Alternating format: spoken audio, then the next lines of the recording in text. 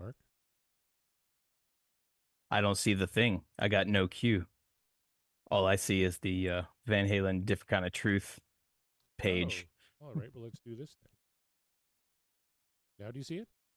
Now I see it. Okay. Why don't we start now then? Hey,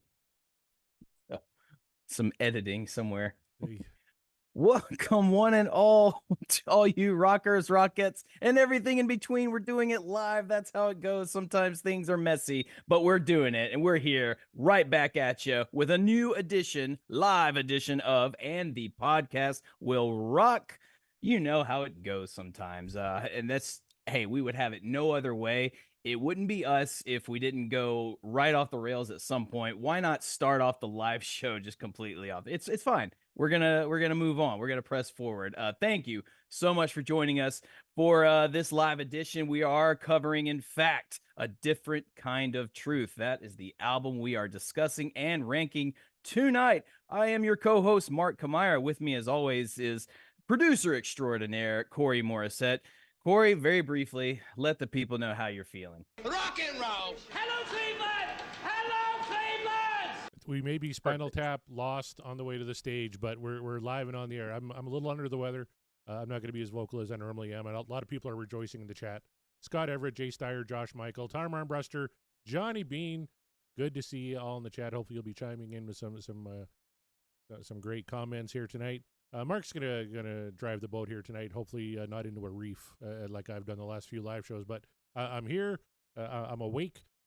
Let's introduce this panel. Let's get this party started. You humble me and you humble yourself there, Corey. Trust me, it's all downhill from here, but in the best possible way. I assure you, entertainment. That is what we guarantee on this show. Corey and I can't do this ranking system alone. We never. Why should we? Because we have a very vocal fan base that has various opinions about all of the entire Van Halen catalog. This album is no exception. So, getting right to it, joining us once again on the panel this evening, we couldn't do it without him because you know him, you love him, or you just tolerate him. It doesn't matter, but he's looking fly and he's ready to discuss not Van Halen 3. No, he's here to discuss a different kind of truth. Please welcome from the Regarding series, Chaz Mataz. Chaz Charles, how you doing, dude? You looking fly. What's happening, guys? Oh, thanks for that looking fly. I'll take it. You know, it's not often you taking me back, man. Word up. I mean, if you're going to dress the New York part, I might as well call it out. Hey, So, I mean, that's it. This is my Jagu hat, man. Props to my man Jagu. Hooked me up with this baby. You like that? Yeah, he is off to the Iguana Club as soon as we're done here to get his dance on. We look forward to it. He's going to reenact the entire dance sequence in The Mask. There's a reference for you. You got it. Not to be outdone by classiness, coming back to the show, we can't discuss a David Lee Roth era album without the man who wrote the book on David Lee Roth. You know him and you appreciate his work. Darren Paltrowitz back on the show. Darren, how you feeling? You ready to discuss Roth's last outing with Van Halen? I am, but I'm also flattered that you threw a Cuban Pete reference at Chaz. That is a fantastic, well done thing, Mark. And if you get bored of a different kind of truth and want to talk about the Mask 1, not the Mask 2 or the Mask prequel, we can do that. Those didn't happen, but I'm always here for I'm always here for a discussion on The Mask starring Jim Carrey. It's a classic. Speaking of classic, somebody who loves to talk about classic things, namely classic pro wrestling, and as well he should. He wrote the book on it. Matter of fact, pretty sure he's written multiple books on it, but don't take my word for it. Listen to him. Whatever happened to Heath Murphy, we don't know, but Heath McCoy has joined us back on the panel. Heath, are you ready to discuss some different kinds of truths? I sure am. This is a much maligned album. I feel I had to come here and somebody had to throw some punches on for this one, and I'm happy to do it. Oh boy, much maligned. That's a good phrase. I was telling Corey, it took me a while to get my rankings to him, and I said, I'm going to be honest, this one was difficult. It was trouble. This is not one of my favorite albums in the Van Halen catalog. Well, not do- just much maligned, it's totally neglected. It's left out of the 6-pack. No, sorry, it's 7, Yeah. right? It's So come on. I mean, these are Actually this is 8, true. including the live record. If By you the would way, put- you're Please saying forget the live much record, though. much maligned wrong. It's Mitch Malloy. No. Thank you. Oh, Thank you. Nice. That's Boom, why. boom. That's why we get Darren on these shows for quips. We right. we Well love done. the quips. Sometimes Corey and I just aren't quippy enough. That's why we have you guys. Just like, please fill in the quippy gaps because we're not quippy enough. And That's true. Corey's unfortunately helpless this round. So I mean, bring all the quips you got, boys. We're ready to talk some different kinds of truth. Again, I said this is not my favorite album, so ranking it was difficult because as much as I kind of enjoy or don't enjoy the songs by themselves as we went through the show format of it all, Yeah. listening to it all from start to finish, from the album itself, I don't know, kind of left me with a different sort of taste in my mouth, and maybe that will show through. What?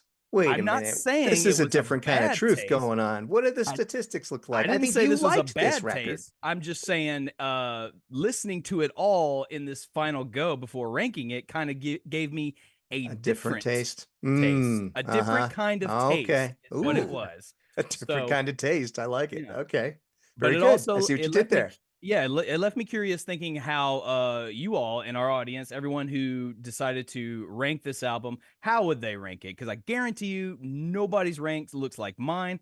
Pretty sure it doesn't look like Corey's. I bet we all have different rankings. So I am just very, very curious to hear you guys' perspectives on it. So without further ado, you guys, we're going to transport ourselves back to 2012 when times were optimistic and a certain member of the band who was removed once but came back to it. And then they, removed another member. It doesn't matter.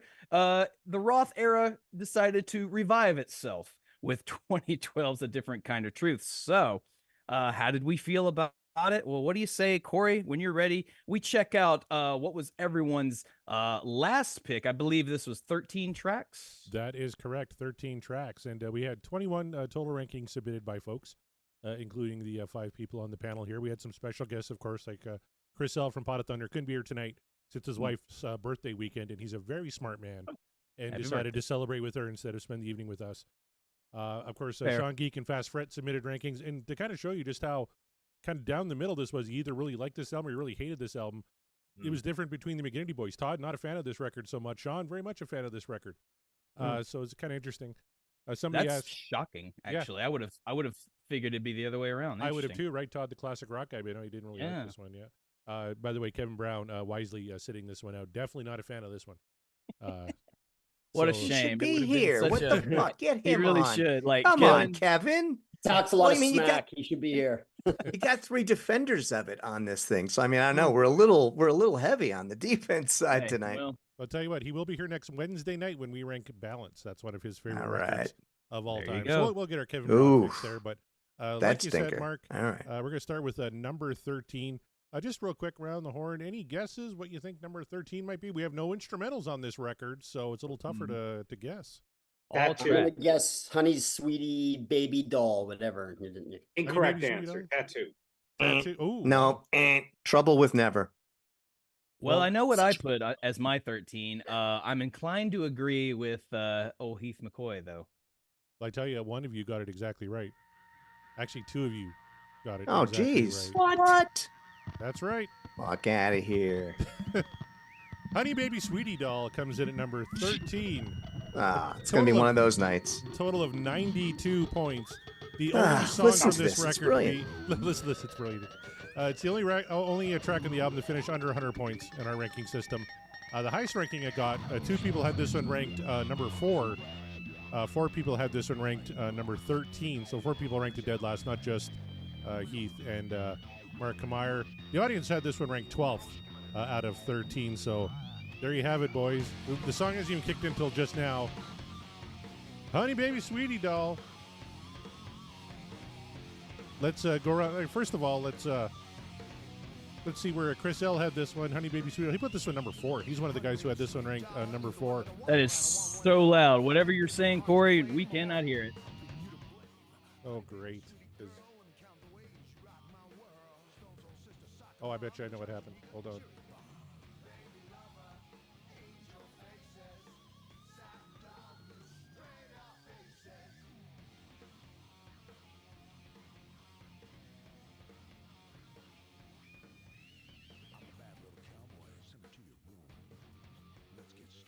How about that? Hot damn. Is that better? Fucking song deserves to be higher than it is. Come on. Forgive me. I'm under the weather. Yeah, it's fine. You know what? Let's go ahead and throw it to Heath McCoy, because he I'm assuming, Heath, you put this at the end of your list as well. Yeah, I did. You know, I don't hate it. I don't hate anything in this album. I like the chorus. I love Eddie's riff. I mean, I love what they're doing musically, but Dave loses it for me on this one. Like I say, I like that chorus, but he's, you know, those spoken verses. He's like, it's peak lounge lizard Dave. He's and not in a good way, because sometimes I like lounge lizard Dave, but not this time. And it's like he's trying to be hip, but he's failing miserably. You know, he's trying to come across hip for the kids or whatever, but he's like, you know, it's I don't know. Oh, he's like that washed up guy coming out of the corner in the bar, you know, just very like clumsy, creepy, right? Just Yeah. Unfortunately, the Dave we're seeing more and more of over the years, but yeah. Right, exactly. Yeah.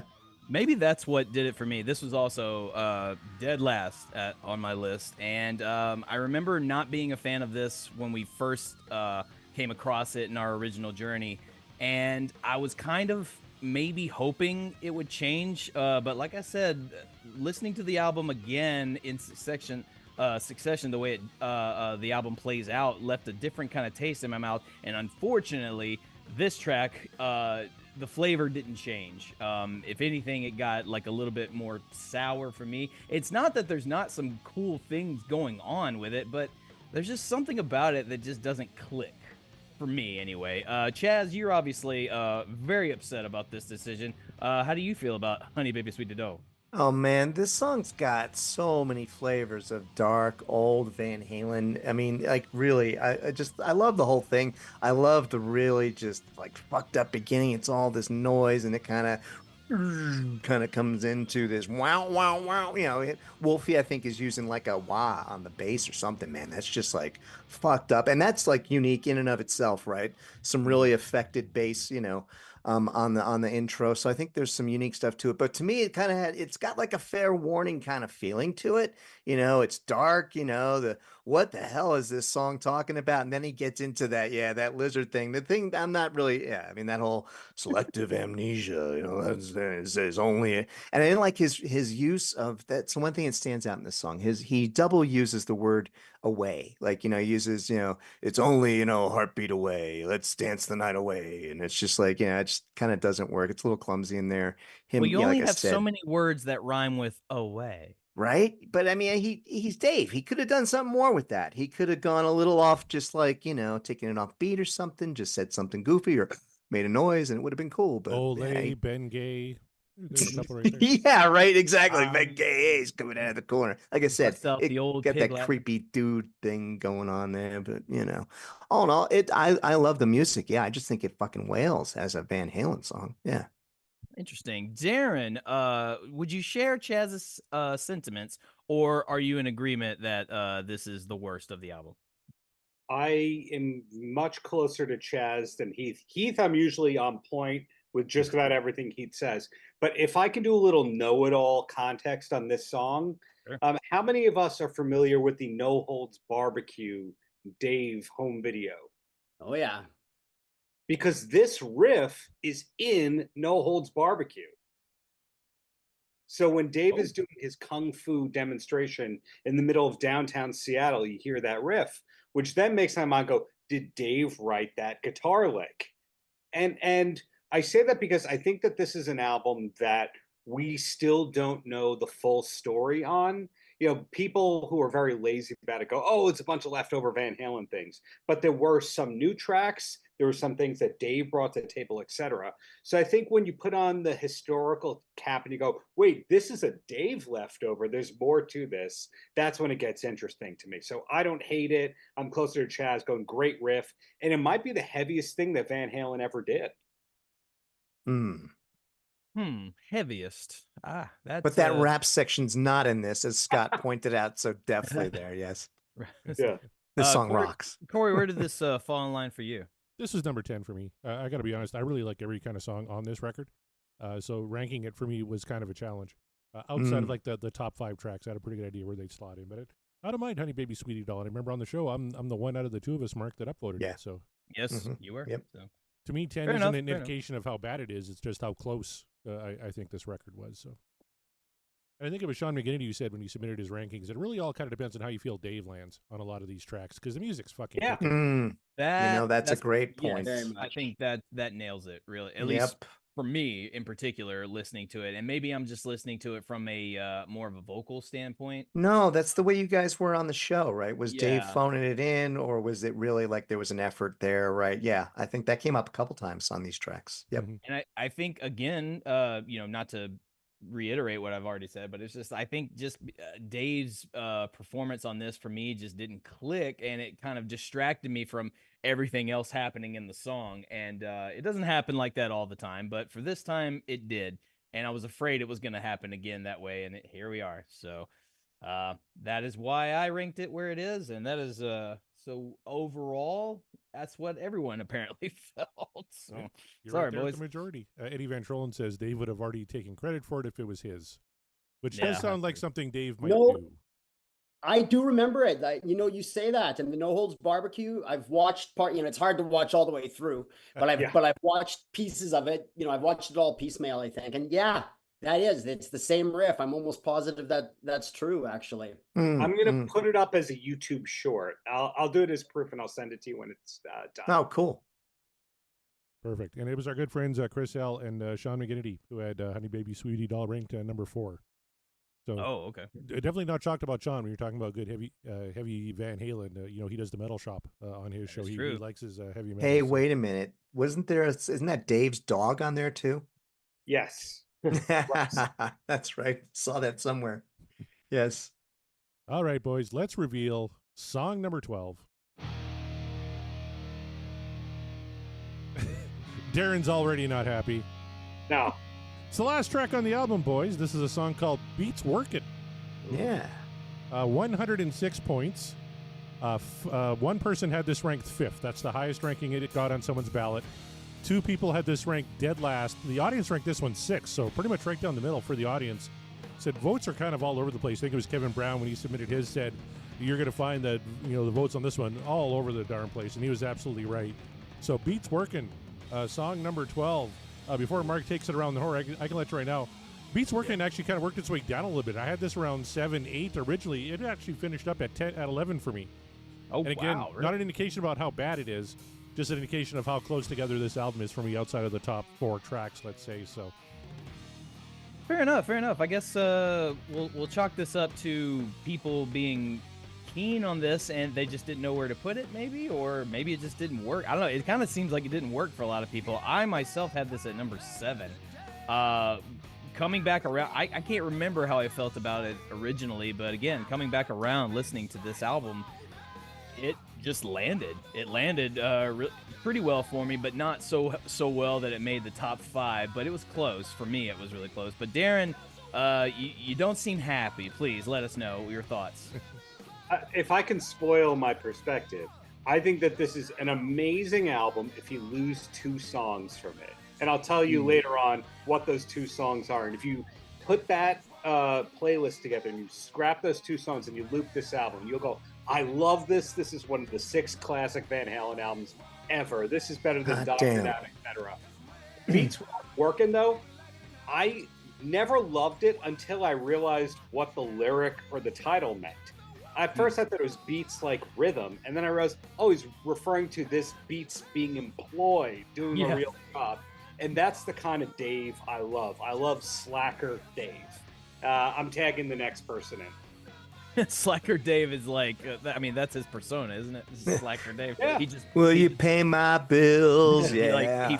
Upwards. That's his character failing. Hey, I'm a bum in the sun and I'm having fun, right? Right. He's like the Kristen Cole of the 80s. There's a reference for you if you're in tune with what's going on. Heath McCoy, does Beats Working work for you, or did it not? Where did it fall on for you? Phil for number 10 for me. So, or towards the bottom, but I think it's a great song. And Darren, I had the exact same experience as you. I thought it was, he's talking about the beat. That's interesting, I guess. And then I got the double entendre of it, and it beats working. I like it. It works for me a lot. That sold it for me a lot too. But it's a great song. I love the hook. I love the riff. It's just other things on the album I think are stronger than it. Maybe it wasn't the strongest song to end the album with. I'm not sure what would be. But no, it's strong for me, and I think it's a great song. Yeah, I do love that chorus, the double entendre. That's what really does it for me. Chaz, would you agree, or do you have a different perspective entirely? No, not totally different. It fell at 9 for me, so not far off from that. And it's a great song. This album for me is from great to greatest. I love every track for various reasons. The only thing I'll disagree with is that I like it as the last song on the last record for their entire career, because it was classic Dave. It was classic attitude, as you just said. That's Slacker Dave. That's the Dave I love. That's the fucking attitude of this band that stole my fucking heart so long ago. And just the whole sentiment of it, like, we did this our entire lives, and yeah, man, fucking beats working, baby. Because that's what Eddie always said. It's like, this isn't work, this is what we do. It's like we couldn't do anything else. If you told us to go work, we couldn't go work. Me and Al, this is all we fucking do. This is all we know. Yeah. So let me walk back what I said. Yeah, you've just convinced me. And also, I love the way it trails off. It's like they're shoved off into the sunset. It's an ellipsis. It's a musical ellipsis, right? So it's that. So it's very much for me like The Garden with Rush. It was just like perfect cap on the career. Perfect way to go. See it really boys. does Thank fit you. at the last of the album. Maybe that's why it kind of jumped up so high for me, because at first I was just thinking, this is probably going to be like a throwaway song. I don't really remember it all that well. But then listening to it in context of the album, you're right. It really does kind of put a cap on it, for better or for worse. It does. And I think that's what kind of gave it, for me, a lot more love. So, but some people didn't feel the same, but that's okay. Corey, what about number 11? Number 11. All right. Let me look it up. Let's see if I can screw up any less here tonight. Do we have a guess for what might fall behind Beats Working, boys? Big River. Big River or Chinatown. Wow, a little low for Chinatown. I'm ready for Big River, okay? Mark, do you have a guess for this one? It's not what I have. I think it's going to be As Is. Yeah, Trouble with Never. How about Trouble with Never? Who said the Trouble with Never? I did. Oh, Chaz. That's what it is. Wow. Oh, listen to that funk. The Trouble with Never, the last song we actually covered on A Different Kind of Truth, Mark. Comes in at 115 points. The highest ranking was second on somebody's ballot. One person ranked it second. 5 people, however, ranked this as the worst track on A Different Kind of Truth. There's that big swing again. Audience had this one ranked number 10. Let me just take a look at number 2. Mark Meyer, he's on the call. Why don't you go right to him, and he can explain why The Trouble with Never was the number 2 song for him on the record. There might be a slight touch of recency bias behind it, just because we just covered it, but I don't know, man. This was one of the songs that I was the most excited about re-listening to, because I enjoyed it when we covered it last, and I was like, all right, I can't wait to jam that again. Let me get maybe a different perception or something like that. But no, I actually enjoyed it more listening to it this second time, and I found that I just enjoyed it above most of the other tracks, with the exception of one. And I knew right away that was probably not going to be a popular vote. And again, you can call it recency bias if you want, but I don't know. I just really connected to it the second time a lot more than I thought I would. So it reached all the way to number 2 for me. You can pull my Van Halen credibility card if you want. I don't care. But that's where it landed. Corey, where did it land for you? You know what? I had it number 8. I actually really dig this track. And again, maybe a little bit of recency bias, but I love the riff. I love everything they're doing musically. That to me sums up this record. I love what the band is doing here. And if it's good Dave, then the song goes higher. If it's not so good Dave, then the song goes lower. So this was kind of right in that middle section for me, where it finished actually with a lot of people. Like I said, the highest ranking was number 2. Everyone else had it, around 5, 6, 7 categories. So, and I think that's fair. But I think I saw somebody in the chat trying to guess what Darren's 2 tracks that he says you cut. It's a better album. I believe it was Scott who guessed that maybe one of them is The Trouble with Never. Darren, can you confirm that? No, it's definitely not one of them. There we go. Yeah, Scott, I like you, I respect you, but those are not the songs. Wow. If anyone can see my changed name on Zoom, they'll know what one of the 2 of them is right now. Hey. Yeah. Nicely tattoo done. is terrible. There you go. So what? All right. Well, then how do you feel about The Trouble with Never? I'm usually not a lyrics person, but I think that this album may be Dave's best lyrical work in Van Halen. For some reason, okay. Really it's pretty good. Yeah. And it's interesting that he's an older gentleman at this phase of his life. He's still a party dude image kind of guy, but he also has some of the older person wisdom. And maybe you take a step back and go, The Trouble with Never, was that signifying they said we would never get back together Van Halen, Totally. there would never be a Van Halen album, etc. That's where my mind went. So I just thought that this is him playing chess. The last like 5 to 10 years, Dave has been losing the chess match, but at this point, he was still winning the chess match. And the trouble with never is you can never say never. So that's just how it goes. Heath McCoy, Trouble with Never. Is it trouble for you, my friend? No, I had it really high. It's like number 6. So I think it's an amazing song. Musically, it's just unassailable. Like that riff is absolutely vicious. Yeah. But yeah, I agree with Darren. I'm agreeing with you a lot today. Yeah, I do think they're really clever lyrics. I think they were on the show. People were saying they were nonsensical Dave lyrics. They're not. I think he's absolutely directing a diss at Alex and Eddie right under their nose. I don't know. Yes. Thank you. Thank you. Because of all the fun, and he's talking about all the fucking around it took before they got back together. He always can accuse them of being complacent, with Sammy and stuff. So when was the last time he did something for the first time? That line about how many what is it? The Einsteins, Tweedledee and Tweedledummer. That's Alex and Eddie. That's him saying, he's the Einstein. They're the Tweedledum and Tweedledummer. The whole thing is taunting them about why did it take so long for this to happen? You guys have been fucking around for decades. Here we are.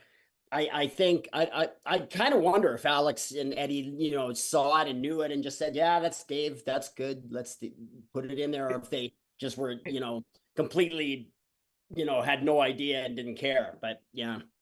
Can I add in and butt in? And I don't want to make this like such a long podcast, but one of the people that I interviewed for my book about Dave, who worked with Dave for over a decade, 10 to 15 years, told me, and I can't out him yet, that Dave and John 5 wrote that Dave album, gave those songs to the Van Halens, and they went, no, we don't want this. And Dave made that album around the same time as A Different Kind of Truth, and we kind of waited for that to eventually come out as this rumored album. So I wouldn't be surprised if there were a lot of digs at the Van Halens on this album, because Dave tracked vocals away from the Van Halens. Right. Yes, absolutely. Thank you. Yeah, there's that one line, tell me you missed me. I told you I'd be back. Tell me, yeah. I definitely had an image of Dave standing in the studio by himself down the road, right? Because he was in that different studio recording, right? And he's like, yeah, I'm back. I told you I'd be back. It's like, told me you missed me. Guys. Yeah, like you mean it. Like you mean it. He was talking right to them, right? Yeah. And they just got it because they didn't do any background vocals on this album, right? It's all Dave double tracked and triple tracked, right? So they didn't even back that up. Amnesia. Selective amnesia. Right. Yeah, you guys always said we'd never get back together, but here I am. I think he's taunting them the whole time. Hell yes, he totally was. All the that one photo session that's all in black and white where they're backstage and they're smoking cigarettes together and they're great buddies, right? One fucking photo session. Yeah, so that's where a lot of my rankings come from, that I think of the historical context or what these songs mean rather than, oh, this is Dave in Vegas mode. It was what actually went into these songs. What do I know that contradicts what the press releases and all that said? Yes. So that's why my Tell rankings us. are going to be a little weird. I like that Yes. though. I like that perspective in your Hell rankings. yes. I like it. It's like there's purpose and meaning behind that. I like that a Sorry. lot. So that just gets me more excited to see where everything falls in your rankings. So right on. Chaz, where'd you have this one, by the way? Oh shit. This came in last, unfortunately. What? And just because actually, so here's the funny thing. It was after listening to your show. I told Corey flip the ranking. So it was at 12, but it ended up at 13 after listening to your show. It was just listening through it again.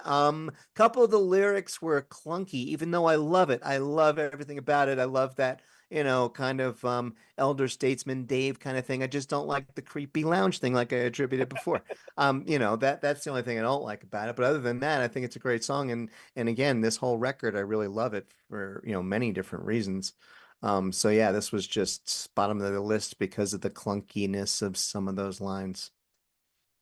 Yeah, I thought you made good points on the show about like, it seems like he could have worked on that one a little bit better, There were just some things. So Yeah, it's not a perfect song, even Nah. it's just in general, and it's not a perfect Van Halen song for the album. But again, for me, it just kind of landed. You call it recency bias, maybe, but yeah, I love everything happening now that I have context, and it makes perfect sense when you really look at it about what this is probably about, without saying directly this is totally what it's about.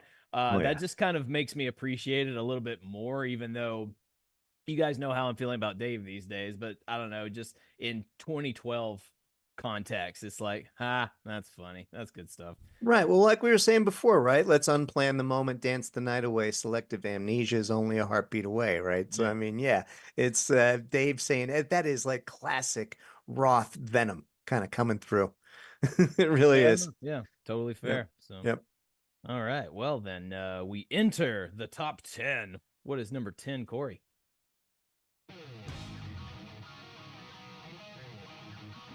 I'll tell you what, the difference between number 11 and number 10, 1 point. This middle section here, very, very close together. Number 10, Out of Space, 116 points. 1 point ahead of The Trouble with Never. One person had this one ranked number 2. 2 people had this one ranked dead last. The audience, when they did their poll, had this one ranked number 7. What did it finish with? 77.5%. What Dreams Are Made Of. 22.5% The Dream Is Over. So somebody, when they submitted the ranking, said, who said Sammy Hagar is the only one who can write about aliens? I don't know. Let's get some lyrical analysis on this one. Out of Space for me, I had ranked number 10. Fair enough. Yeah. Yeah. Well, Dave deserves his chance to do something spacey. If Sammy's going to do what he did, then might as well give give Dave a try. Mine was number 9, so not far, just like one below this. I think the song has a good like rocking pace to it. I enjoy it. It's not super strong. I don't know if that has to do with the context of the song, or if it's just maybe just didn't land a particular way with me that it probably should have. But I don't know. I think number 9 is a respectable space for it. And since the audience ranked it combined to hit number 10, then I must not have been too far off. Chaz, how far were you with Out of Space? Oh man, this is at 5 for me. This was a tough one because I definitely respect those that are calling this number 2 for the fucking music, if nothing else. I mean, this song rips your face off. This is Blistering Van Halen, and I believe it was a demo. I don't remember the name of it, but I think this was definitely one of the older tracks. And I love what Dave did with the lyrics, so I totally love the syncopation I was just writing it out so I could say it, like interstellar facial pole, bumper sticker on a rocket's ass. I mean, that's just, go home, the earth is full out of space. I mean, that's just, the only guy that can do that in rock and roll is fucking Roth, and it works. I mean, this is classic Dave being Dave, and those guys just ripping up behind him, and holy shit, fucking Wolfie. Let's talk about what Wolfie's doing in the fucking song. Holy shit, right? So, I mean, come on. Yeah, this song rips and rocks. So, yeah, I really wanted to push it into the top 4, but there's so many great songs ahead of it. So, I mean, just the way it is. Luck of the draw, ends up at 5. This show will be entertaining if nothing else, but for the fact that our viewer Eddie Van Trollen is losing his mind over there. Yeah, he says we're in the Upside Down. That to me is just because we still haven't figured out which one Eddie Van Trollen is, but it's hilarious to see that we're in the Upside Down. I guess so. Eddie, where's Eddie? But would you say Out of Space is out of place on this album, Darren Paltrowitz? I think that this is a great song. I think I had it at number 6, if I remember correctly. But if I can play devil's advocate, the people with the terrible taste that would rank this really low, to play devil's advocate, I understand what they're saying, because you could kind of lump together this, Chinatown, The Trouble with Never, the hard rocking songs. You could kind of go, yeah, that's another hard rocker, another one. So some people are looking for dynamics, and I get that. You're wrong, but I get that. I try to look for dynamics. I'm wrong. Yeah, you're wrong, but I would be with Darren. Yeah, no, I agree. Heath, how about you? Towards the bottom for me, but that doesn't say that I didn't like I had it at number 11, but yeah, actually I love Dave's lyrics. It's cool, catchy. I love that. I love the aggressiveness of it. I love the groove. Really good chorus. I just think Dave's vocals hurt it, actually. Not the spoken stuff, like the stuff you mentioned, Chaz, with the kind of the jazzy patter he had going on there. But yeah, exactly. That's cool. But when he tries to, when he goes high, when he's hitting those, straining to hit notes he can't hit anymore, and he kind of he squawks on this record. Like he's a Muppet or something. Exactly. Yes. And it weakens it. That weakens it for me. So that's why that didn't. I mean, Dave is kind of a Muppet. Let's be real. Well, yeah, he's always been a Muppet, right? Yeah, I mean, he really has. Fucking Jim Dandy in a Muppet form. That's not an David insult. Lee I Roth. love the Muppets, by the way. Dave's kind of a Muppet. He is a Muppet. Yeah, he used to be a lot cooler of a Muppet. Let's put it that way. Corey, did we get your perspective on Out of Space? Yep, but I don't want to tell you where I had it ranked. What? You can say it. This is a safe space. I really like Out of Space. I had it 13th. Whoa. Oh, well, okay.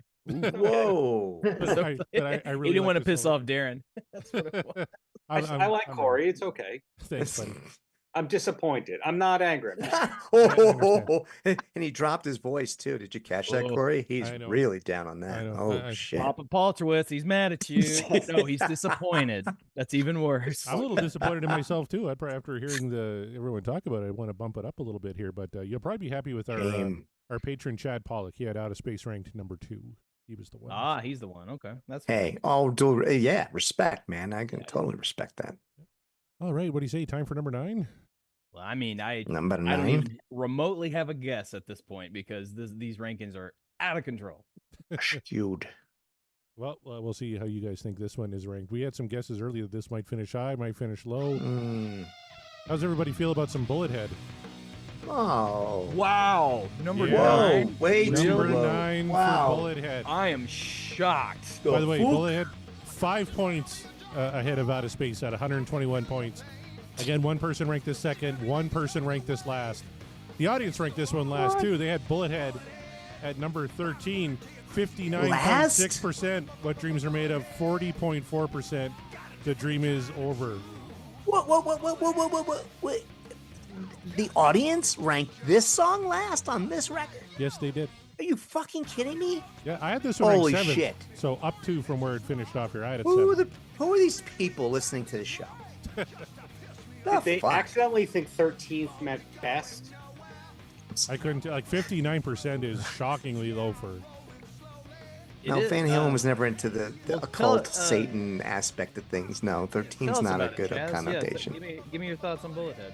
Fucking Bullethead, man. Top 4. I mean, this song fucking rips for so many reasons. Good Lord, this is classic Van Halen if there ever was. And this is the thing I love about this record, is that as many years later as it came, it's Van Halen doing what Van Halen always did. And, you know, people criticizing him because he went back into his back catalog and took all these old riffs and made him new songs. Guess what, folks? He was fucking doing that from Van Halen 1, Right, you yeah. know, and they fucking did it their whole career. And the fact that they did that and came up with so many fucking rockers, but then they also came up with these weird new ones to show that they were still creatively, I can't even say it because I'm getting all hopped up, creatively relevant in 2012, right? When this came out, or 2010, right? In that area, right? I mean, think about it, right? After all that band had been through, the blood and fire, the ups and the downs, they stood out this fucking record that's fucking incredible. Turns out, unfortunately, it'd been the last one.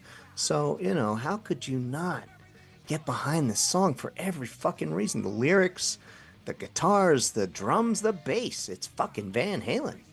Enough said. Does Heath McCoy share that same sentiment? Kind of. I had it at 9, so a little low. And actually, when I found out when this album was coming out, I was so excited. And I found out, you know, there was little previews and everything. And I found out that they were doing Bullet Head, and I was so excited because actually, like on YouTube, I don't think it was on the Gene Simmons demos, maybe unless I'm wrong.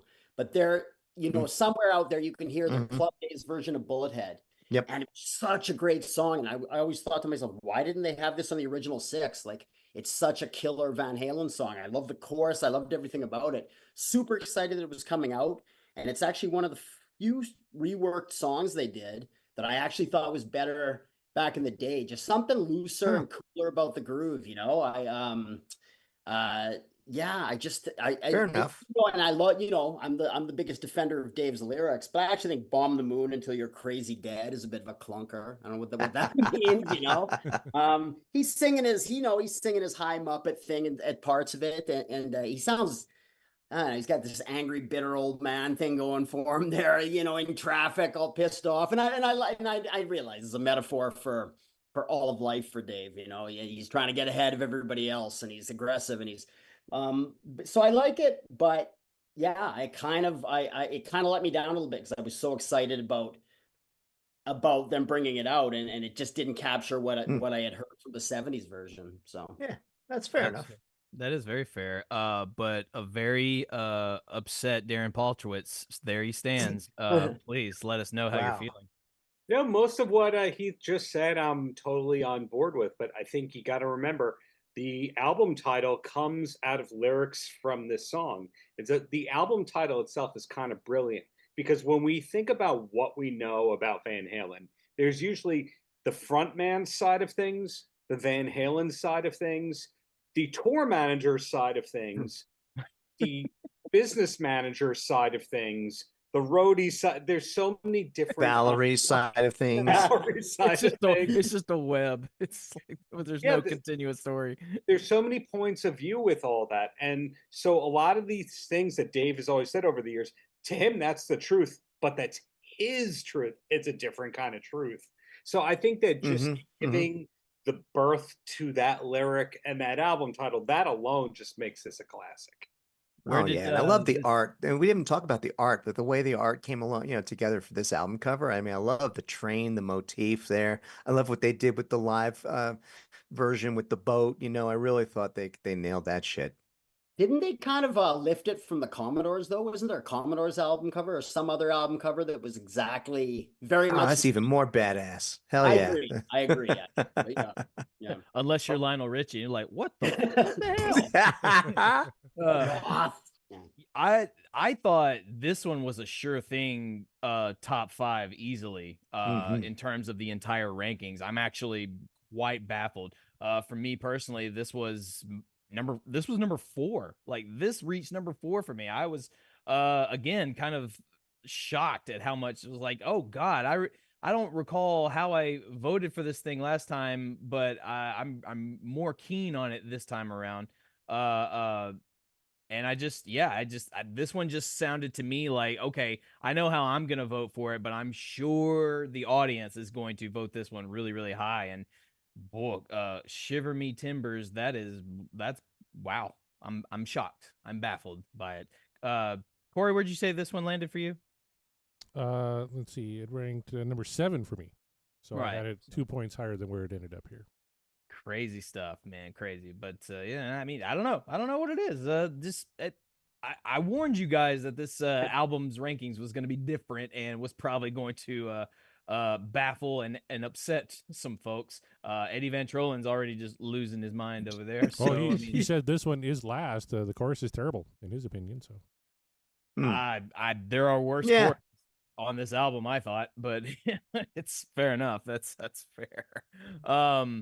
Okay, well, there you go. Bullet Head's number 9. I'm out of guesses as to what's going to come next. I know what I would prefer to come next, but I mean, what do you think? I'm just going to throw it to Heath. What do you think? I'm gonna say Tattoo. Tattoo's number 8? Yeah. Yeah. Guys, down on Tattoo. For Darren, Tattoo should be 0. We know where apparently. he's at. Yeah, or Cut negative it off the 2. fucking record. Wow. Yeah. Where do you Yeah. think? What do you think the next one is, Chaz? Fuck, man, where are we? We're at 8. We're at 8. Yeah. Well, I was at Honey Baby Sweetie Doll here, so I don't know. I'm thinking Too I'm late. thinking Blood and Fire's got to come up somewhere That's a good down guess. That's a at good the guess. bottom. Yeah. Well, Corey, why don't you reveal what made the number 8? all right, well, someone on the panel hit the nail right on the head. And so did Scott Monroe, actually. He says Big River, probably. Oh, He is correct. Big River comes in at number 8. Oh, there we go. Total points. Again, last song had 121 points. Big River, 122. That's how close this middle section was. 3 people had this one ranked number 4. That's the highest it got. 1 person ranked this 13th. Audience initially had this one ranked number 9. Big River, 74.2%. What Dreams Are Made of, 25.8%. The Dream Is Over. Big River's a little lower on mine. I think just more for the chorus more than anything, but I still dig it musically. It's really fucking cool. I had it at 12. What did you guys have? I had it at number 8. Nailed it. Right there with everyone. And that's not to say that, Big River blows and deserves in the lower area. No, actually, I think this is more kind of the middle. And that's where it belongs. Like, for me, I don't know that I could get it up to the top 5. Like, I don't think, for me, it belongs there. But it's not a terrible song. It's, it's a good rockin' Van Halen tune. Not a ton for me to talk about on it. But considering the album and considering where everything seemed to be falling into place, Big River needed a spot. And for me, number 8's where it landed. And look at that. The audience and I agree with something. But you know who doesn't agree with that? Probably Darren Paltrowitz. Tell us about it. I have that lower on the list. I don't think it's a terrible song or anything like that. But the chorus is a warmed up, redone Running with the Devil. If Yeah. you plug my YouTube channel, just look at my 10 seconds of Running with the Devil into 10 seconds of Big River, and you'll go, oh, okay. He's right about that. And it's not a bad song, just not a great chorus and very leftover-ish sounding for me. Mm-hmm. Well, if there's one band that can take leftover riffs and make something out of it, it's Van Halen. Whether that something is good or bad, it's something. Sounds like this one's a little rubbery from sitting around in wet Tupperware for a little while. Is that what Darren's saying? That's what I'm hearing. Yeah. Yeah. This song is Tupperware? Is that what you're saying there? No, it's wet and soggy from sitting in Tupperware too long. It's Oh, boy. inside the Tupperware. Heath McCoy, please paint a better analogy than that. I dare you. It was put away hot. It's steamed. That's what I'm saying. That's all. I'm never going to take away from a Tupperware analogy. I like that, but it's really high for me. I had it at number 4. I love the song Big River. I think, and I'm really in the minority. I know most people think Yeah. it's a throwaway track. I almost think it's got single potential. Like, I don't understand why people don't take to it as well as they do. But the lyrics, I think there's some of Dave's best lyrics here. I listen to a seashell, you can hear the sea. Listen to a beer glass Beer that glass. belongs to me. Yeah. That's rock and roll poetry, man. you're right. That is poetry. That's Bon Scott stuff. That's like Mick Jagger in Exile on Main Street. Like, that's really good stuff. You're right. Wind back, facing the sun, all my big ideas done. I think it's and I think it's a catchy chorus too. I think it's a very much a Dave song for me, and I really think people always talk about how he's the weak link on this album, and I really don't think so. I think he I mean, vocally, yeah, maybe, But although he does a great job in some areas too. But I think lyrically, like he brought it. He brought his A game. I mean, this is his, you know, as much as Dave has fallen on his face in the last 10, 15 years, this was a crowning achievement for him. His lyrics on this album, I think.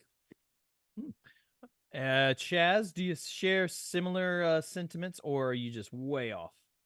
No, I mean it's a good song. I had it down at number 11. I like this. So this was another one that was a demo, and I don't remember what it was called, but I had heard it. I think they did much better with the lyrics this time out. And I think for me, and I know maybe it's contrary to what others are thinking, but for like what they did with the lyrics, bringing these songs forward, pretty much for all of them, were better than the demos that I had heard. But that's just the way I connected with it.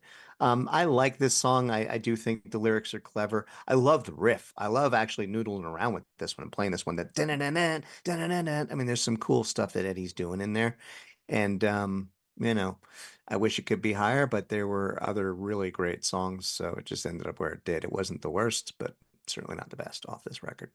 Fair enough. Big River just was too shallow for you and just couldn't climb up your list. I get it. It happens to the best of us. Corey, we enter the number 7th. That's right. Actually, before we do that, Heath, you're in good company ranking this one 4th. Todd McGinnity also had it 4th, and our patron Scott Everett, who says, love the Galloping Groove, spent the week on the ocean river, and this is Blasphemy. Great song. So thanks for checking in on your vacation there, Scott. Hope you had a great time. And yeah, it's time to reveal number 7 now. Is it lucky or is it not? Depends on what you feel about Blood and Fire. Yeah, no a bit way. unlucky. Blood and Fire comes in at number 7. Such a great intro, too, to that thing. Blood and Fire, 148 points. 2 people had this ranked number 1 on the entire record. 3 people had it ranked as low as 12th. The audience said this was their 3rd favorite track on A Different Kind of Truth. Blood and Fire got 81.6%. What Dreams Are Made Of, 18.4%. The Dream Is Over. So, Blood and Fire, gentlemen, I tell you what, this one is kind of lower on mine, too. I had it number 9, so 2 away from here. Yeah, mine was number 10, actually. And I don't know if it was because I was just, by the time I got to this track, I was kind of over it, or if I was just, I don't know, I'm ready to get to something else, so this has got to fall somewhere, and I don't think it's so bad that it needs to be right next to Honey Baby Sweeter Doll, but not far. So for me, it was number 10, and that's about all I got. I mean, it's a fine song. I do like the intro, as you say, Corey. I think the intro is really cool. Somewhere in the song, it just kind of lost me a little bit, but that's not to say that it's overall terrible. I know there are some people that have ranked this pretty low, but I don't think it's that terrible. So, Heath, how do you feel about Blood and Fire? I really like it. I had it at number 5. I actually, that's another one too. I almost thought it had a single potential. Yeah. It's if they would have done a 3rd single after She's the Woman, I think that could have been a good one for it, because it's really catchy chorus, super melodic. It's very poppy. It's got that pop Van Halen edge to it. Yeah. I love the chorus, the whole idea of the chorus. We came through blood and fire. Like how's that for a sexually graphic double entendre? Like I quite like it. And again, I think he's talking to the Van Halens. It's like, I don't have the lyrics in front of me right now, but I think there's a couple jabs at Eddie and Alex in there as well, I think. And I believe I've read that in there. And I think he's just like, nobody said we'd be here again, but we are, and you guys said we'd never be here again, but we are here again. We came through blood and fire, and we're standing here right now. Well, if we want a good possible explanation to that, I throw it over to Darren Paltrowitz. Darren, can you confirm that this is true or false? I would rather go in a different direction. I'll speak more to Heath here. Okay. I'll use a wrestling analogy. How many Hart siblings were there in the Hart family? Like 12 or 13? There was 8 boys, 4 girls. Yeah. Okay, I would say that if you were going to rank this in the Van Halen vernacular, you'd say this is like a Keith Hart or a Bruce Hart. towards the bottom leftover Hart family kind of things, where you go, it's still a Hart family member. That's great and all, but it's not Brett, Owen, etc. But anyway, for the rest of you, I'm just saying it's good that we got this song, but this isn't one of my 10 favorite songs really on the album. I think I did rank it at number 10. If I could have ranked Tattoo in like 5 places, like extra spots to say how bad it is, I would do that, but I can't. So number 10. Oh, I can't wait till we land on that one. Chaz, what's your opinion and placement for Blood and Fire? This is one I feel bad. I feel like it's got the wrong place. So I put it in at number 12. And it's because I've got Tattoo much higher in the list than others. But that said, I love the story that Dave's telling with the lyrics.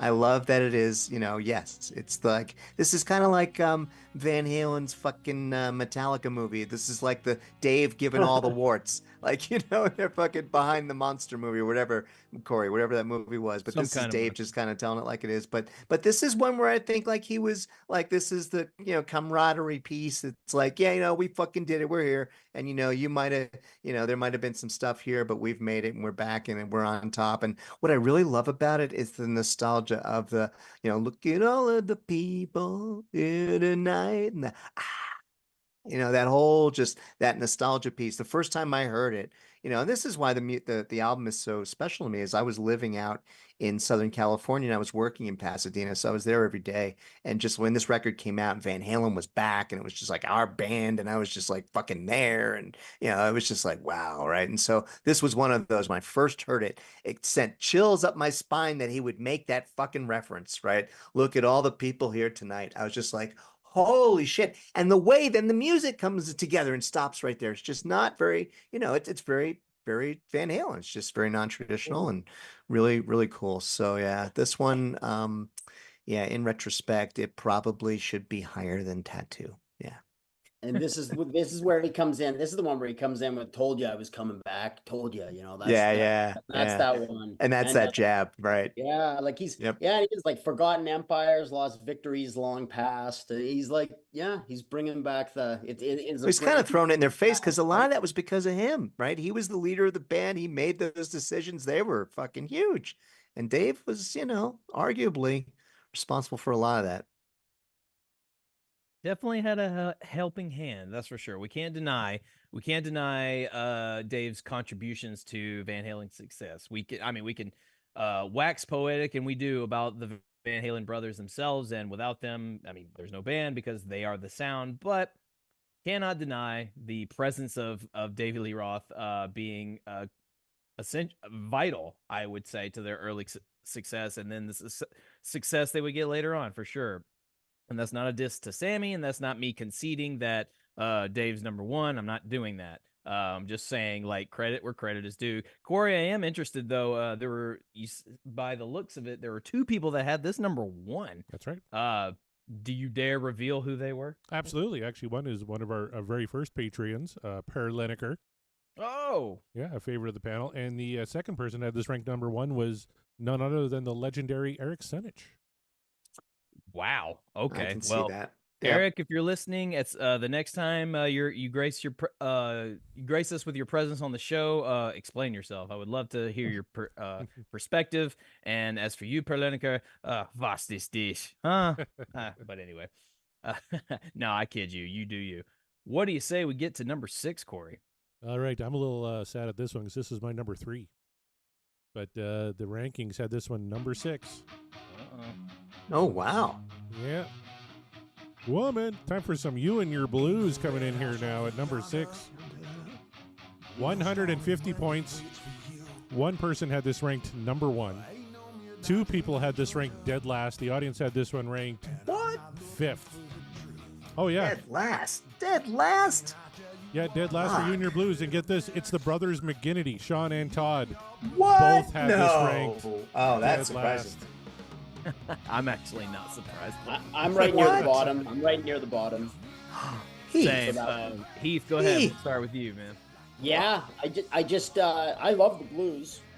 It's and they start off as a blues song, and then it goes into this kind of candy-assed pop course. I just don't feel that they work together all that well. It feels like maybe something that would have come out of Dave's solo career, but not a good song that would have come out of his solo career. He's dropping lyrically. He's dropping the Red House over yonder and all that kind of stuff. He's dropping all the old blues, bringing out all the blues rocker stuff. But I don't know. I just find I didn't find it all that clever. He's trying to be clever doing it, but I just don't. I just find it's sort of, a lot of people say he was going through the motions on this. I disagree. On this album, I completely disagree. But if there is a place where he was going through the motions, lyrically at least, this would be one of those places. And people love this song. People either dislike it or really, really love it. I don't think it's. I do not love it. It's one. In fact, I might even put it below Honey's Baby Sweetie Doll. The more I think about it now, but anyway, you might be. You might be convincing me too. Actually, I'll just go ahead. Everything Heath said, I kind of echo. This was my number 12. It didn't quite reach the distaste level for me for Honey Baby Sweetie Doll, but the more we think on it, as you just say, and the more we linger and the more we think about it, I go, maybe old Honey Child ain't so bad. And this is like, because this one, I too love the blues. But I don't like you and your blues all that much. The thing is, literally everything Heath said is. I don't know if Dave was going out of his way to try to be clever about this sort of thing, or if it's just the way the two stylistics of the song kind of clash. I don't know. I don't know what it was, but it landed with me kind of sourly. But I already at the time knew what song was going last. In hindsight, it probably deserves its place for 13 for me anyway, but it is what it is. It's my number 12. But, I mean, obviously, as we have discovered, people either really love this song or really hate it, and I'm assuming two people on the panel just really love it. Darren, are we just, like, disappointing you to just the highest degree? Yes, you are. If I were to use a Hart family analogy, I'd say that was a Smith Hart level. Wow. Yeah. So David Lee Roth, around the time this album came out, he kind of did a flurry of social media content, and then he kind of disappeared and went quiet. And one of the things he put up was a video that I believe is still on YouTube because he hasn't scrubbed it, of him talking about the lyrics of this song. So where I'm going with this is one of the few David Lee Roth songs that's actually rooted in actual emotion. It's not a piece of crap looking for chair rhyming with there. It's his actual anger about relationship stuff. And I don't think we get that a lot from Dave. So, yeah, I can hear what Heath is saying about the chorus, looking for the Rolling Stones reference there. He's just naming a bunch of song titles. I get it. But this is the cool, rare, angry Dave that we get in lyrics. So there's my filibustering. You're welcome. Where did this one fall into your ranks? I had this one at number 2. Oh, okay. Oh, yeah. Really high up there. Chaz, how do you feel about You and Your Blues? Yeah, we're aligned. I think Corey and I are at number 3, so we're right there. This to me was powerful. This was new content, so this was them writing from where they were at that time. This was Dave being old elder statesman Dave, and I love the fucking lyrics, man. You suffer from a color. I suffered because of you. Now we all fucking suffered because of this, right? And I'm done with coexisting. This is heavy lifting. No more growing codependent over you. This dude knows what the fuck he's talking about, man. Yeah. I've been there, done that myself. So, I'm just like, hey, this song is Dave giving it to us straight, and it's like, really, I love the cheesy little references to, it's Led Zeppelin, it's fucking Muddy Waters, it's fucking, Clapton. He's got, like, how many references did he throw in the beginning of the song, right? But where he really gets into the meat here, yeah, I'm like, ooh, this is Dave at his best lyrically. Yeah.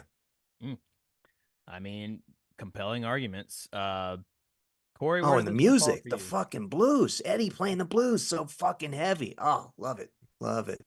Paltrowitz is winning back fans. He said, Scott Everett said, Paltrowitz earned a little credibility back. Anyone that had a woman like this knows. Thank you, but Scott, to play devil's advocate, do we know that Dave was writing about a woman? I'm just saying, allegedly. Just Oh, it says evil saying. woman. He's, his Carlos There are Santana whispers. reference. Whispers turn What? into screams. Anyway, Allegedly. What? allegedly, I yeah, thought he was with Martha Quinn from MTV. allegedly. Anyway, Allegedly. so but I didn't say somebody on this list really loved it. Who had this at number 1? That's right. One of our special guest rankers, too, had this one number 1. The one and only Chris L. from Pot of Thunder. Chris, wow, this is the one. Fair that made enough. it. Look Yeah. at that. Surprising us, always surprising us. That's awesome. But no, I actually I was looking forward to hearing y'all's perspective on this one, just because I knew where it was gonna fall for me, at least at the time I did. But I was like, I wonder how people are gonna respond to this one. And I love that it's sort of this back and forth of nah, not so great versus how dare you, this is amazing. So, But I want to know, on this song, though, are they doing vocal harmonies? Did they sing on this one, or is this just Dave by himself? Does anybody know? Wolfie was on this one, too. yeah, I Was he? like, Okay, think because we'll I come- like it. It really works. Yeah. Yeah. Well, with that, we enter the top 5. That's right. And one of the songs that Darren would kick right off the album is in the top 5. Are you? I can take a wild guess because The other it's one. we can see it's The other one. Yeah. Let's see if it's this one here. Oh. Tattoo is number 5. The big single off of A Different Kind of Truth. We all agreed when we did this song that She's the Woman probably should have been the top single off of this record. Yeah. Tattoo comes in at number 5, 166 points. 3 people rank this one as the best song on A Different Kind of Truth.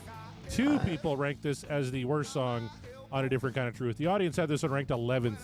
70% What Dreams Are Made Of, 30% The Dream Is Over. Tattoo for me comes in at number 6. I always kind of like this one. I love the line, Mom... Mouse Mousewife to Mousewife to bombshell. Bombshell. Fuck, I'm barely hanging on, folks. I'm doing my best. I just love that line, though. All right, Mark, take it away. Where did you have Tattoo ranked? Number 5, right on the head again. I guess we're me and the audience are in sync. I guess this one time for a little bit. I don't really have a ton to say about it. It's catchy enough. It's fine. I think why it holds so high on my list is. It was a single, so it's got a little bit more weight based on that. But based on our discussion on the track when we spun it, you're right. It shouldn't have been. It should have been She's the Woman. And but I think it's a fine enough song. And the thing about it is, a fine enough song can still have an earworm of a riff that gets stuck in your head and you can't get it out. Sometimes that's a terrible thing. Sometimes you just want to take a hammer and just like bash it out. And then sometimes it leeches on and you go, maybe I don't hate it as much as I probably should or thought I did initially. So I don't hate Tattoo. I don't love it, but I liked it enough and it just stayed with me enough that I went, I can't in good consciousness vote it, lower. And putting it at 5 just felt okay to me based on how I was feeling on the rest of the track. So I said, okay, we'll stick it there. The next time I listen to it, I probably will have a completely opposite reaction. I don't know. Maybe I'll side more with Darren. So I'm dying to hear his perspective on this. Darren, please tell us why this song should never have been on this album. The opening chorus thing at the beginning is a large part of why I hate this song. And one of my first job in the music industry, a guy who managed Twisted Sister and Zebra and Kicks and some other great 80s hard rock kind of bands. One time I was presenting this band to him and I said, we should manage them and we should do a label deal with them. And I was going, this is such a strong song. This is a hit. And he instilled a very quick lesson in me where he goes, they don't get to the chorus within the first 35 seconds. No one's going to hold on to this. It can't be a hit. Now, knowing that kind of general lesson, that's why the song opens with that stupid chorus refrain. But this is such a bad first look for Van Halen is back.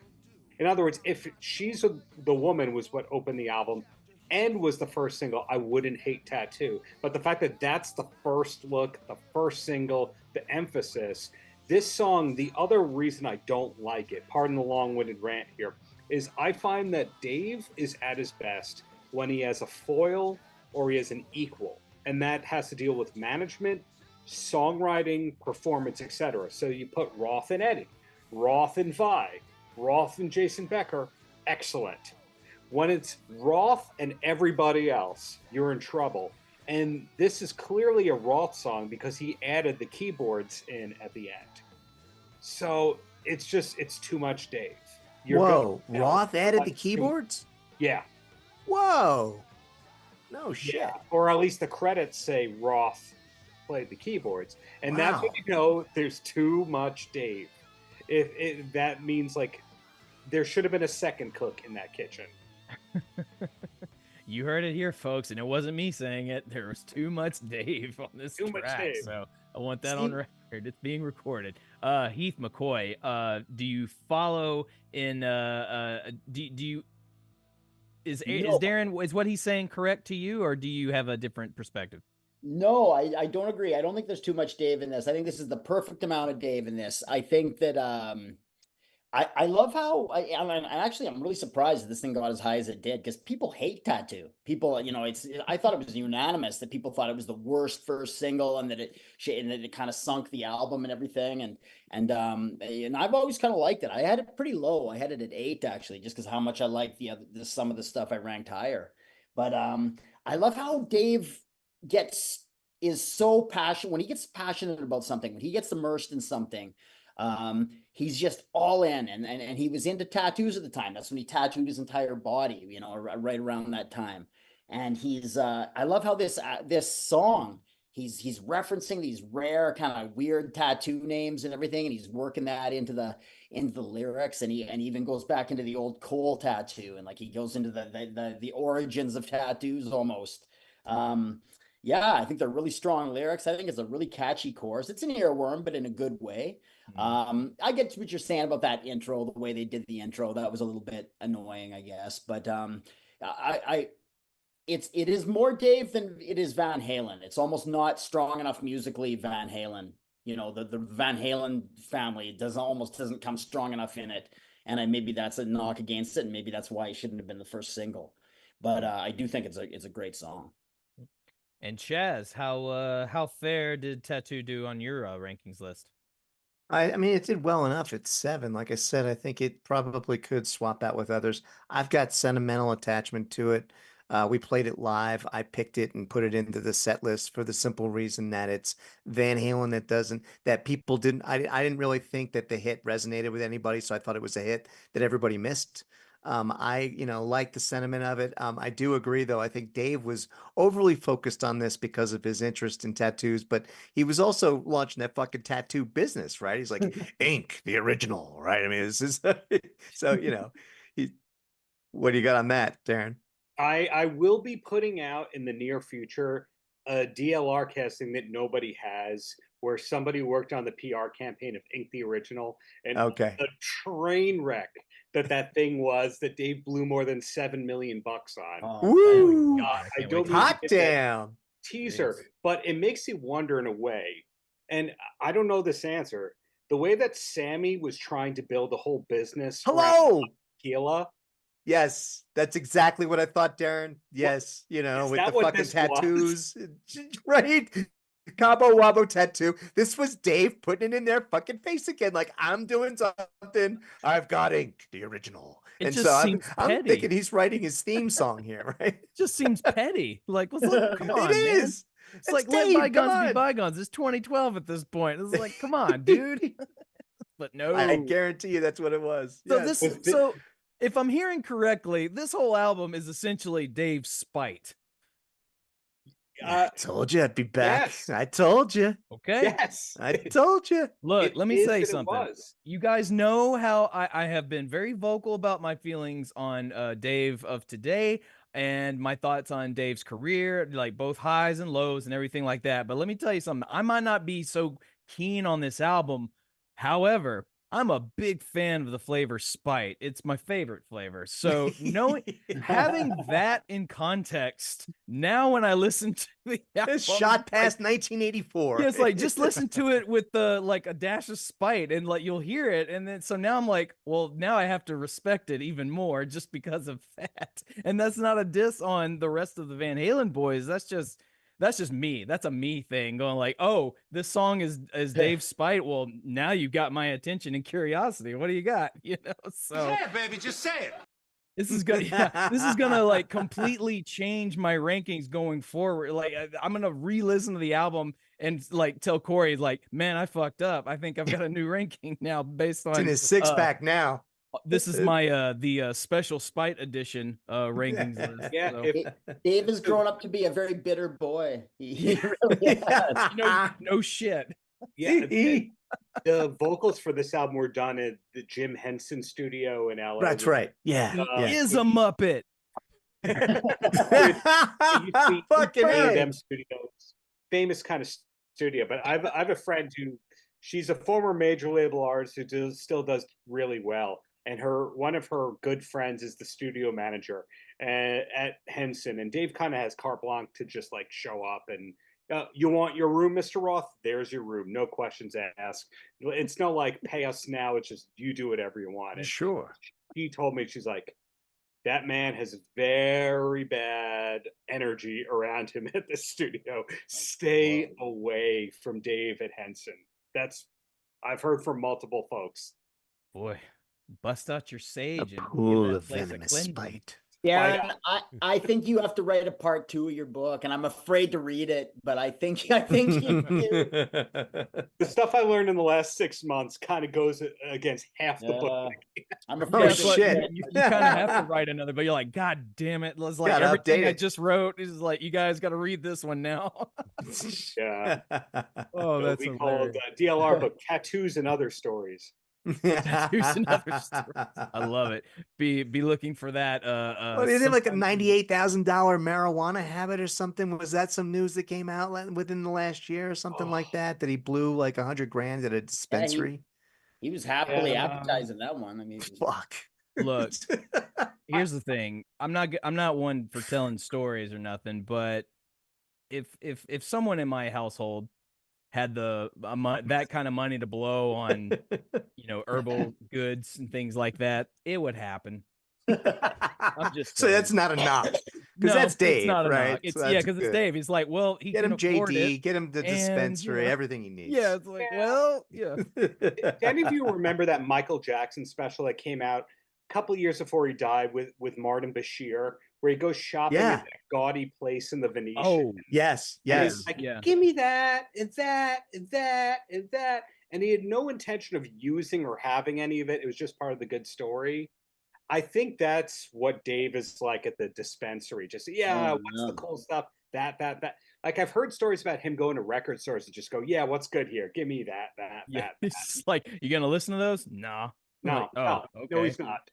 It's like, oh, so And- you're just buying for okay. No, I Yeah, think and the I- and I- dispensary, he's all in on that shit. I think he's in Yeah. on the dispensary stuff. He is, but he's not doing $98,000 a month. That is, I don't like, I don't know. You've seen those videos, the whole. I mean, Senich does the best imitation of him. That His does face. sound like more of like a Snoop and sort of thing. Snoop like a- quit, man. Snoop Yeah, doesn't smoke Fred anymore. Day. Hey, Chaz. Sure he did. sure did. Speaking of Snoop, actually, Snoop. Sidebar here, but Snoop was in Calgary recently. He played with the Stampede's on it. Just before Stampede, he played at Yeah. a place called Cowboys, and Bret Hart was there, and they had a little photo op together. Snoop looks terrible. He looks a million years old. He should, if he's off the dope, he should go back to the dope. Shit. He looks like a little old man. He's not looking He good. needs his CBD, man. He needs his THC Yeah. and his CBD. Yeah. Look, God, man, I couldn't age comes believe for it. us all, and we have to remind ourselves like Snoop's not a young guy anymore. No, I did isn't. hear he was sick. I heard I he's didn't sick. re- That's oh, what's sorry, driving I'm- him yeah, quitting. sorry. Yeah. Oh, that's a Sorry, that's a God, I bummer. didn't realize. But yeah, Well, But there you go. as for- If he's Yeah. ill, what better way to come back to the cannabis, as it were? I There you go. guess. As for Dave and the 100 grand a year habit or whatever, like, I mean, I don't think it's doing wonders for his sanity because I mean, No. or his vocal cords. Every fucking decision. Yeah, I swear to you, everything he posts, everything I see him do with his career, I'm just like, the man is just fucking baked. He's on that heavy stuff. He's on like the super diamonds or what. Well, I won't get into. Now, he's beyond wake and bake. Yeah. He's just 24/7 baked, man. The guy is out. You guys have not said the word allegedly enough times. Oh, allegedly. I preface with allegedly. I've heard some stories about Dave. The way that you or I might be under the influence, it's more relax and don't get off the couch. The way that he might be allegedly is I'm going to go out and fire a bunch of people.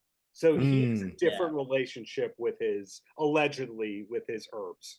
So he's not a happy. He's not a happy smoker then, hey? He's he's got to get on the indica. He's like too much sativa. He's one of those guys. Like, I gotta handle business, but let me get super high before I do it. No, hey, it happens. It happens, and that's unfortunate. But what do you say we get to number 4 in this list? Give him a break. Sure. Before we go there, I just wanted to point out, along with Darren Paltrowitz ranking Tattoo last, our good buddy Josh also had this one at number 13. And the people who ranked it number 1, Scott Everett, currently in the chat, Todd McGinnity, and the lovely Janice Risco had this one number 1 on her list as well. Wow, Todd put this at number 1. He sure did, yep. Did not see that coming. Was not on my bingo card. All right, well, let's see I can see that. See what everyone thinks about song number 4. Oh wow. Boy, yep. Ice Cream Man Part 2, Stay Frosty, 166 points. One person ranked it tops on this record. The lowest ranking it got, again, was dead last by 2 people. The audience ranked this one number 2. 82.5% What Dreams Are Made Of, 17.5% The Dream Is Over. Stay Frosty was my number 6 song. I'm a big fan of this one. Mark, how about you? It was my number 3, and I was very sure this was going to be the one that everyone's going to like, what? Number 3, but it made it all the way to number 4 in everybody's ranks. So that's, I don't know how to feel about it. This was a wild card for me just because it gave me feelings of Ice Cream Man. It gave me feelings of like some other sort of nostalgic Van Halen tunes. But again, something happened when I was re-spinning the record and listening to it all the way through for this ranking system, and it just left a weird taste in my mouth. And Stay Frosty kind of gave me, just the right vibes that I needed at that point. And I was like, well, I can't rank this any lower than top 5. And then as I finalize my top 5, I don't know. I can't tell you what happened. But Stay Frosty made it to my number 3, and for the moment, I'm going to stick with it. But again, bear all this in mind. This is before I truly realized and said, oh, this is a Spite album. So the rankings will probably change. I don't know if Stay Frosty will get lower, mind you, but it might. But that's where it ended up. Chaz, is Stay Frosty pretty chill for you, or is it just too cold? Fucking chill, man. This is one of Edward Van Halen's best recorded solos ever, period. This fucking song, man. This was Eddie revisiting one of his best riffs ever in 2012 or whenever it was, right? So how many years later? It's on the last fucking record, and it's got Dave playing acoustic guitar. It's got Eddie rocking out on the fucking boogie. How could you not dig that? Like, this is, for me, the big boogie number. This is like, my God. The fucking soloing that is going on at various stages, particularly the second part, blows me the fuck away as, like, this was Eddie going out at the top of his game, being Eddie Van Halen, and showing you why and everything about that and what that implies. This song, to me, was just a fucking statement of a career's worth of being that guy that does that thing and makes that sound. This was it. This was like, that's why I got to tell you, I was so fucking pissed at Roth for keeping this off the streaming services, because I was like, this was Yeah. Eddie's last fucking piece of work, man. Fuck you for keeping it from us. I don't care what you think and you say and your little piss ass shit with Wolfgang. You know, this was Eddie's, all of these songs. This was him, and this is for us. So fuck you. Give us this record back, because this song, I mean, God, when this song came out, when I first heard it, I fucking cried, man. I did. So that's it. Very emotionally attached to this one. Yeah. And the lyrics, I think it's everything about it is such great Van Halen, especially the lyrics. I love the lyrics on this one. That's a good call, Chaz. If anyone was on this call and they had to defend David Lee Roth lyrics in an upcoming podcast, they might want to be paying attention to some of these. Heath McCoy, I'm looking in your direction. Stuff like "Caught Is Love," but get it in writing. Scott Monroe pointed out, amazing EVH playing. DLR even does a classic Howl, maybe if not lifted from 30 years ago. Right. Yeah. The Howl. But Heath, did how did Stay Frosty fare for you? Number 2. I love it. I think it's one of the greatest songs. I love the Son of Ice Cream Man thing. Chaz, I love that you brought up actually Eddie's contributions to it and how hot he is there, because he really is. I considered it a Dave song, and actually Wolfgang kind of he kind of insinuated that it was the Dave song, and they kind of threw him a bone to give him that song almost, you know. But yeah, if they threw him a bone, they didn't phone it in themselves, because Eddie's incredible on it. But yeah, I do think it's a showcase for Dave. And I love that, God is love, but get it in writing. I love it. It's like the whole thing's like the Tao of Dave. It's Dave's philosophy on life. And I love that. Use my hand, I won't look. It's like, yeah, man, it's like cynical of religion, but also very spiritual, you know. And it's kind of it's you know, that yoga mentality or something, almost like stay frosty. I think that's something the Vietnam vets used to say. It is right. Stay alert, stay on your toes. Yeah. Yeah, stay on your toes. Yeah, but stay chill, or else if you panic, you're gonna you're gonna exactly be dead out there. Again, really clever lyrics. Yeah, I think they didn't do it live either, you know, because I don't think the Van Halens took it seriously, and maybe Dave couldn't deliver it live. Like, it's almost lyrical, too much lyrics. Like, I don't know if he could have spit it out live, you know. He did do it. He would do like his little acoustic thing, and I know he did a spoken version of it in some of their shows, but they didn't really play it full out, and that was a missed opportunity, I think. Yeah. Darren, how about is Stay Frosty pretty chill for you? Okay, I've argued about the song with Steve Roth on the DLR cast. He loves it and talks about how great Dave's playing is on the guitar, intro, and all that. But to me, Ice Cream Man is just 80 times better. I didn't think it needed to be rewritten. The lyrics are great, don't get me wrong. Bad Van Halen's still pretty good, but Ice Cream Man is so much better. I mean, yeah, there's I don't think any of us on this call would argue that for sure. But who else can do what he does with I mean, come on. No one's George pointing Thorogood. out that lyric. Where'd you jump on that one, Mark? Thorogood, Billy Thorogood Gibbons. is, to me, one of the funniest people that doesn't know why he's funny. I once they once said, "Hey, do you want to interview George Thorogood before a show?" And I went, "Okay, yeah, sure." So I showed up to the venue, and I'm just waiting around for a while, and waiting, and they're like, "He's not available." And I went, "Oh, okay, great." So I'm just hanging around watching a meet and greet with people, and it literally goes, "Hey, you guys want to hear a really awesome chemo story?" And you're like, "Wait, what?" I think Thorogood is hilarious. That's what I'm trying to say. Fair enough. Thank you. Thorogood likes to, stay frosty and tell crazy stories. Apparently, Apparently, Dave does Don't too. befront me as long as we get to the end of the show. Yeah, Eddie Van Trollen asked, didn't Dave say he used the phrase "stay frosty" when he worked as an EMT? I could see that. He says stuff like that, but I've begun to really question a lot of the EMT stuff in getting to be friendly with Linda, who is his teacher then, and then that BS podcast that he put out about Dell the Stalker, which I still think is a work of fiction. So I don't know what I believe anymore about Dave and the EMT stuff. Like, what kind of EMT gets like a private instructor to come to their home? I listened to a show about the EMT woman, though. She spoke very highly of him, didn't she?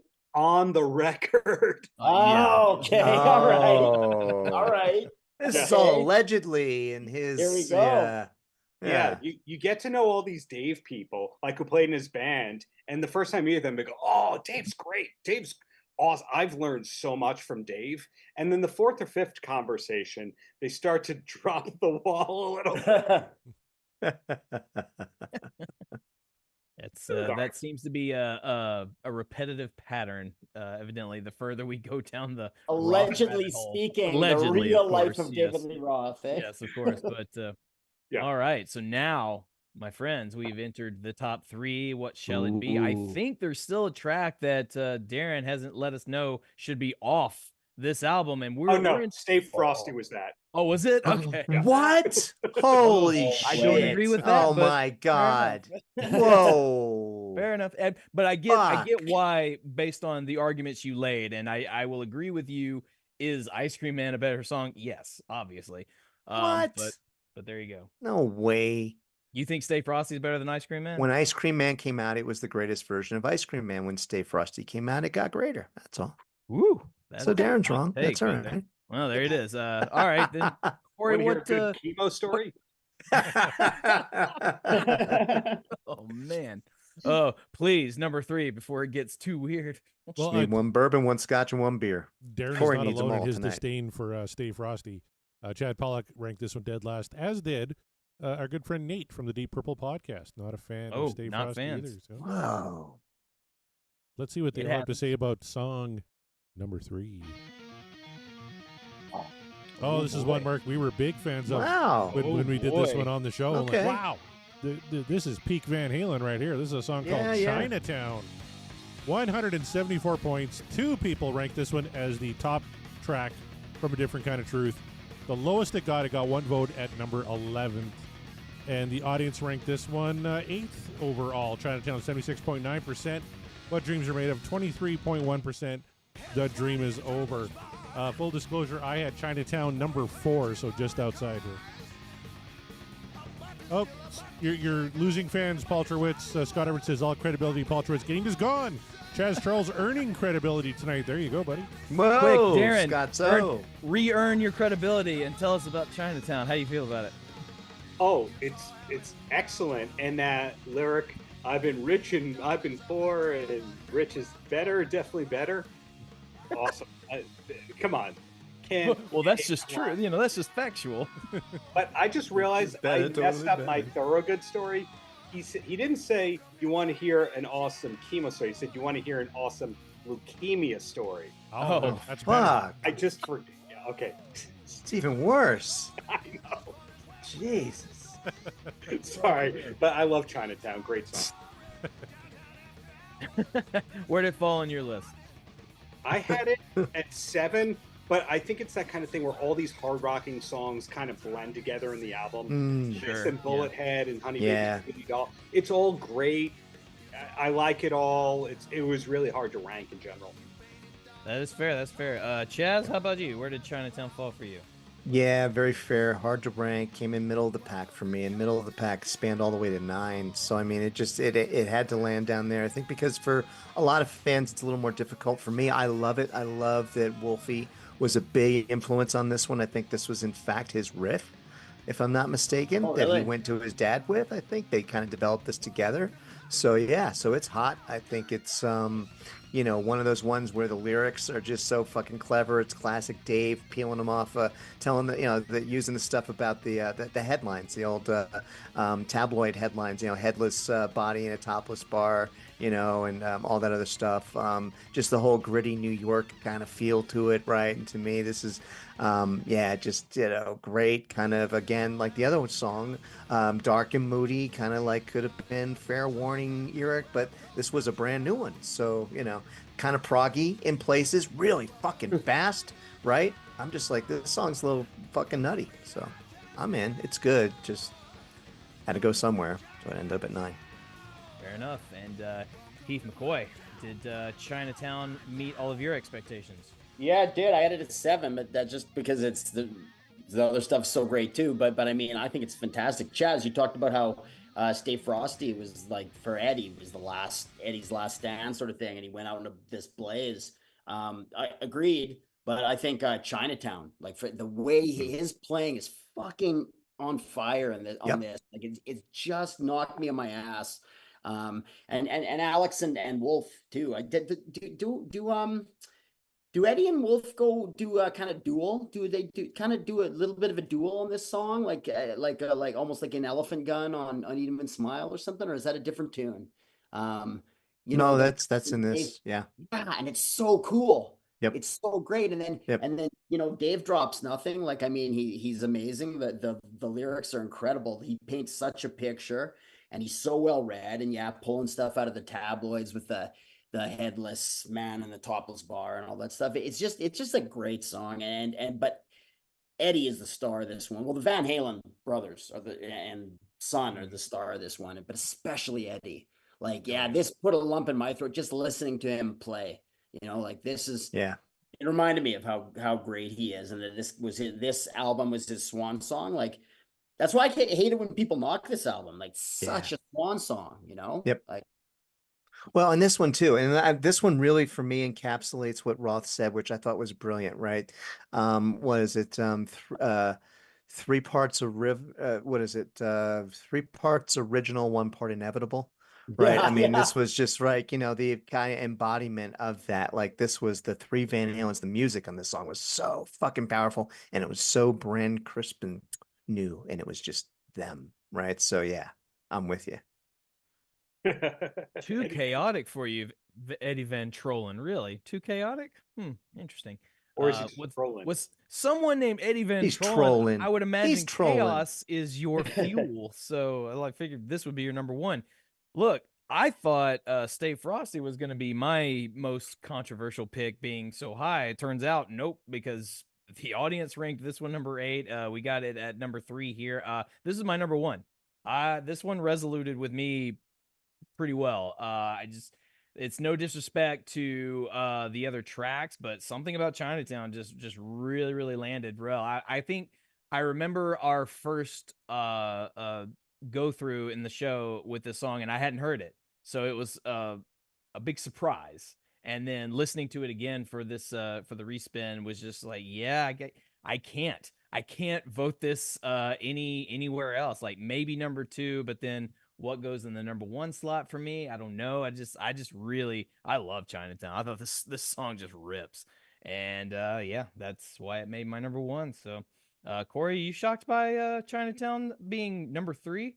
No, that feels about right. I had it 4. And Mark, you're in really good company, because one of our favorite humans on the planet, Mr. Sean McGinnity, also had this one ranked as his favorite track on A Different Kind of Truth. So that leaves us with the top 2. We're not going to do guesses on this one, because I think it's pretty apparent which one is 2 and which one is 1. If this is number 3, we're pretty sure what 2 is, and then we know what number 1 is. Yeah, and this is exactly where I had this song. Awesome. I love a good count in, especially when it's incoherent and drunk sounding. Yes. 1, 2, 3, 4. Fantastic. As is comes in at number 2. 196 points. If you're a fan of percussion and Mr. Alex Van Halen, I think you're going to dig this song. Wolfie 2 is fucking great on this. 4 people had this ranked as the number 1 track on A Different Kind of Truth. 1 person had it ranked as low as 12. The audience had this one number 1. This is their favorite song on A Different Kind of Truth. Oh. 89% What Dreams Are Made Of. 11% The Dream Is Over. So, Mark Meyer, you were a little bit lower on this one, weren't you? Number 6. This was my number 6. It had to go somewhere. At the time. Sure about that one, Mark? I have you as having this one at 11. Oh, I'm sorry. I was reading the other song. My bad. Yes, right. As is, number 11. Well, okay, you tricked me, because I saw another. I know. You went ahead. Anyway, never mind. You confused me. Yeah, as is, number 11. This is where I'm going to lose everybody, just because I don't think it's a terrible song, and obviously it's not dead last, but something about it just maybe it was the weird intro. Maybe it was just. I was just kind of in a mood when this one. I think you would like that intro. So industrial, man. Is it industrial, or is it like is it faux industrial? Like, I don't know. Yeah, you couldn't hear Rammstein doing that. Yeah, but I imagine them doing it a whole different kind of way. So I mean, maybe that's not a good. No, that was a grinding song. I could see maybe Ministry doing an intro like that. They probably have a song where they intro kind of. That's like fair. That's fair. You know, things like that. But yeah, I don't know. It just it didn't resonate as high as evidently everybody else felt for me, and it just I liked so many other songs a little bit better. Doesn't mean it's terrible. It just means it just didn't work for me. Yeah, I'm kind of with you, Jay. Jay says As Is like 3 different songs in one. Kinda, a little bit. Chaz, how do you feel about it?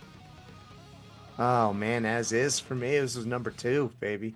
I love this song. It's got so much about it again that it was one of their newer songs, right? So this was one that was written for the record. The fucking guitar, the fucking blistering, man. And yes, that whole idea that it's 3 songs in one. It's like Rammstein, and then it's fucking like Jam, Van Halen. Then he's got that plucking that down. He's got that country thing going on. That's some of the most countrified playing that Eddie's ever put down. Like, I love it. I just love the way he picks that. It takes me back to like 1984 and even, you know, that year. And then maybe like OU812 in terms of a couple of little flavors that he threw in there. So fucking Unspoiled by Progress, As Is. I mean, some of these lyrics, fucking brilliant. I mean, yeah, I really love, you know, I love the one, but yeah, you get more volume in the headphones. I mean, it's just classic David Lee Roth. I mean, so much about this song. I was just like, my God, the band is right back to where they were. I was so glad when this record came out.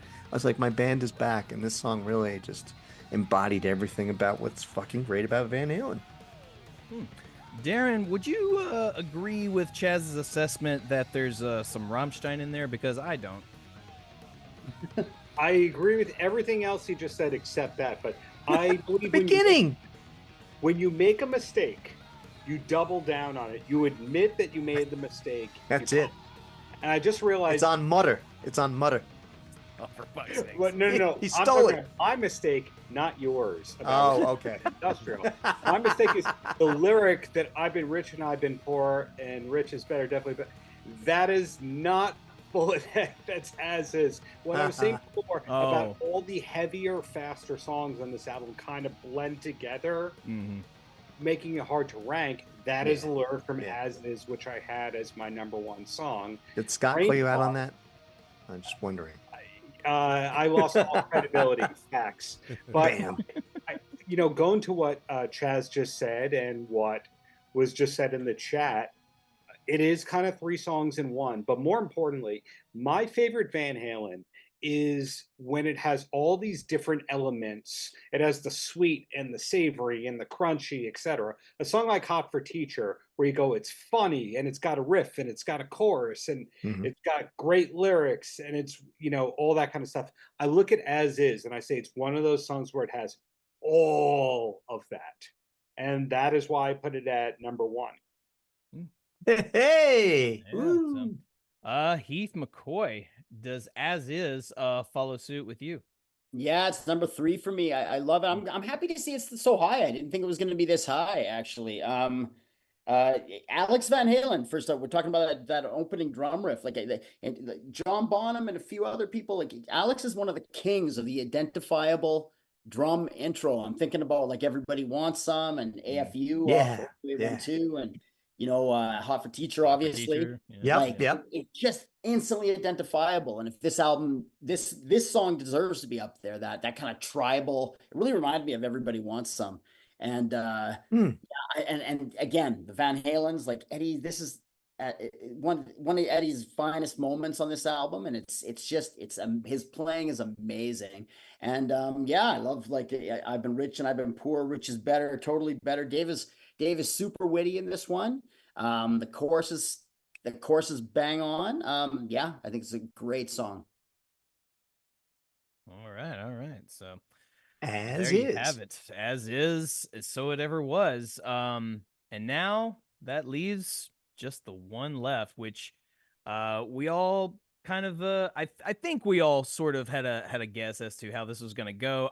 My thinking was it's either going to be this one or Chinatown was what I thought the audience was going to rank as number 1. It was not Chinatown. That was number 3. So here we are. So unveil it there, Corey. The number one slot, the only track left. Only track left. That's right. She's the Woman. Comes in at number one, 236 points. Kind of a landslide victory. The lowest it ranked was 7th on one person's ballot. 8 people had this ranked number one. Let's go through the list. I did. I was the first. Then Scott Monroe, Heath McCoy, Nate from the Deep Purple podcast, Matt Lacoste, Kevin Brown, as She's the Woman number one, and Brad Gould and Jay Steyer all had this one coming in at number one. Audience, however, when we did the polls, had this one ranked number 4. She's the Woman, 81.1%. What Dreams Are Made Of, 18.9%. The dream is over. So She's the Woman, no shocker here, number one in our rankings.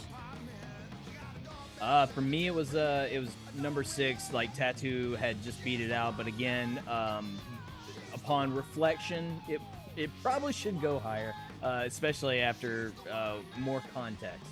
But nevertheless, at the time of me listening to it, the song needed to go somewhere.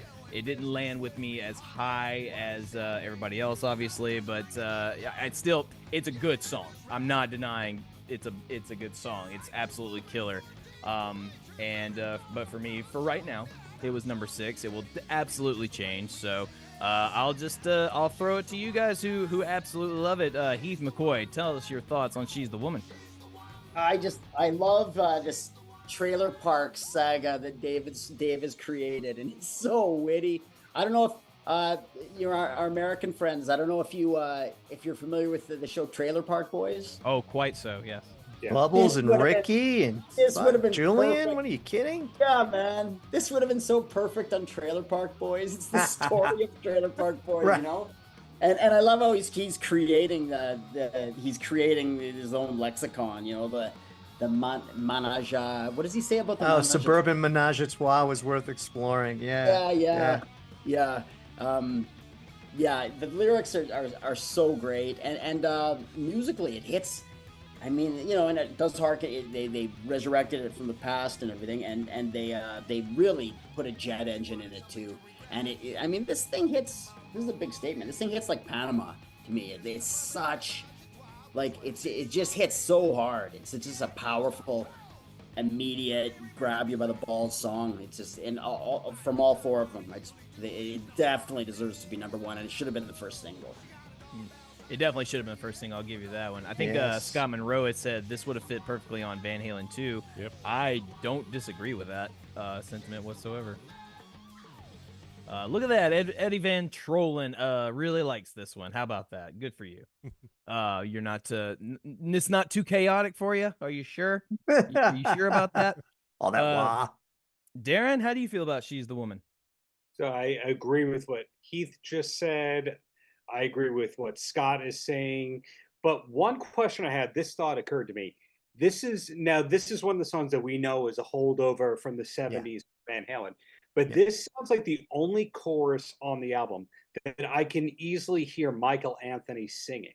In other words, I couldn't really hear Michael Anthony on Chinatown as is. Maybe I could on Stay Frosty. But this is the most Michael Anthony classic Van Halen of every song on this album. Yep. And I think this is better than a lot of the songs that made the cut on the next few albums after Van Halen 2. So it's kind of a mystery as to why She's the Woman was unreleased all that time. It does make you fella wonder. Chaz, how about you, man? What do you have to say about She's the Woman? Oh, I agree that it definitely should have been the lead single just because it would have created so much excitement because it was such staple everything about Van Halen that you knew and loved when it was the Roth era is in this song. For me, it fell at number 6 just because I think this was one that was a little fatigue factor because this is the one that did show up on radio. So I did hear it more than others. I played it in heavy rotation myself, just on my CD player. But that said, some of Roth's best lyrics, I mean, I fucking love the whole line, with a Chevy for a summer home, let's get this party started. It's looking like the city just towed my other apartment. I mean, that's classic Dave, fucking slacker Dave. She's the woman. Now he's hooked up with that, doorbell sign says, if you don't bring it, don't ring it. Right. I mean, it's just such classic Roth. It's got the feel, I love the tasty wah that he's got going on in this. It was just explosive. So yeah, to me, another one just put a smile from end to end. But the only reason it came in a little lower is I think the ones ahead of it were just more innovative because this one was so derivative. But I love it so much I couldn't put it any lower than that. You know what I mean? So there you go. Fair call all around. Yeah. So The thunder thong around your neck. Or thunder Yeah. thong around your neck. Your IQ plummets 14 points with her thunder thong around your neck. Oh my God. He knows who of what he speaks and who he is speaking to. Message received. So overall, do we feel like this was not only two-parter question. Do we feel like this was a worthy entry in the catalog of Van Halen albums? Like as a whole, A Different Kind of Truth? Oh yeah. We feel like 100%. like it deserves its place. How do we all feel though about this album kind of being the last, like the stamp, for better or for worse, like the stamp of the like at the end of the collection? How do we feel about that? Okay, Mark, what came before this one? Oh, well, regarding Van Halen, are you happy they did this? Up for breakfast? No. The very last one. It did come before that. Yeah, you're right. Well, look, I said it to Corey. I guess I'll say it here on record and too. Like however you feel about A Different Kind of Truth, whether it's kind of like maybe too little, too late, or hey, it works. It's certainly a monumental step above the previous album. I think we can all agree with that. I think even Scott Monroe can agree with that. I hope. I don't know, but just overall, do we feel like this was a good album for them to end on? Fuck yes. Yeah. Fuck yes. Absolutely. Return to form. Thank God. We're not sitting here just like with Van Halen 3 is like the last fucking thing that was done.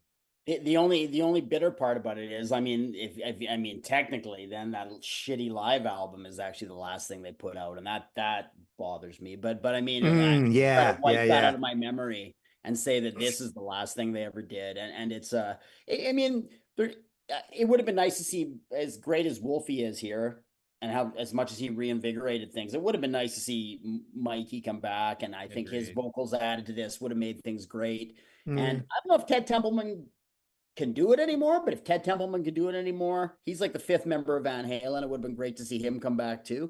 But at the same time, like there's something about Dave and Eddie together, you know. I just the top six, the first six are my favorite 6 Van Halen records, and you know, the Van Hagar people are gonna hate me here, but this is number 7 for me. Like there's something about Dave and Eddie when they're together.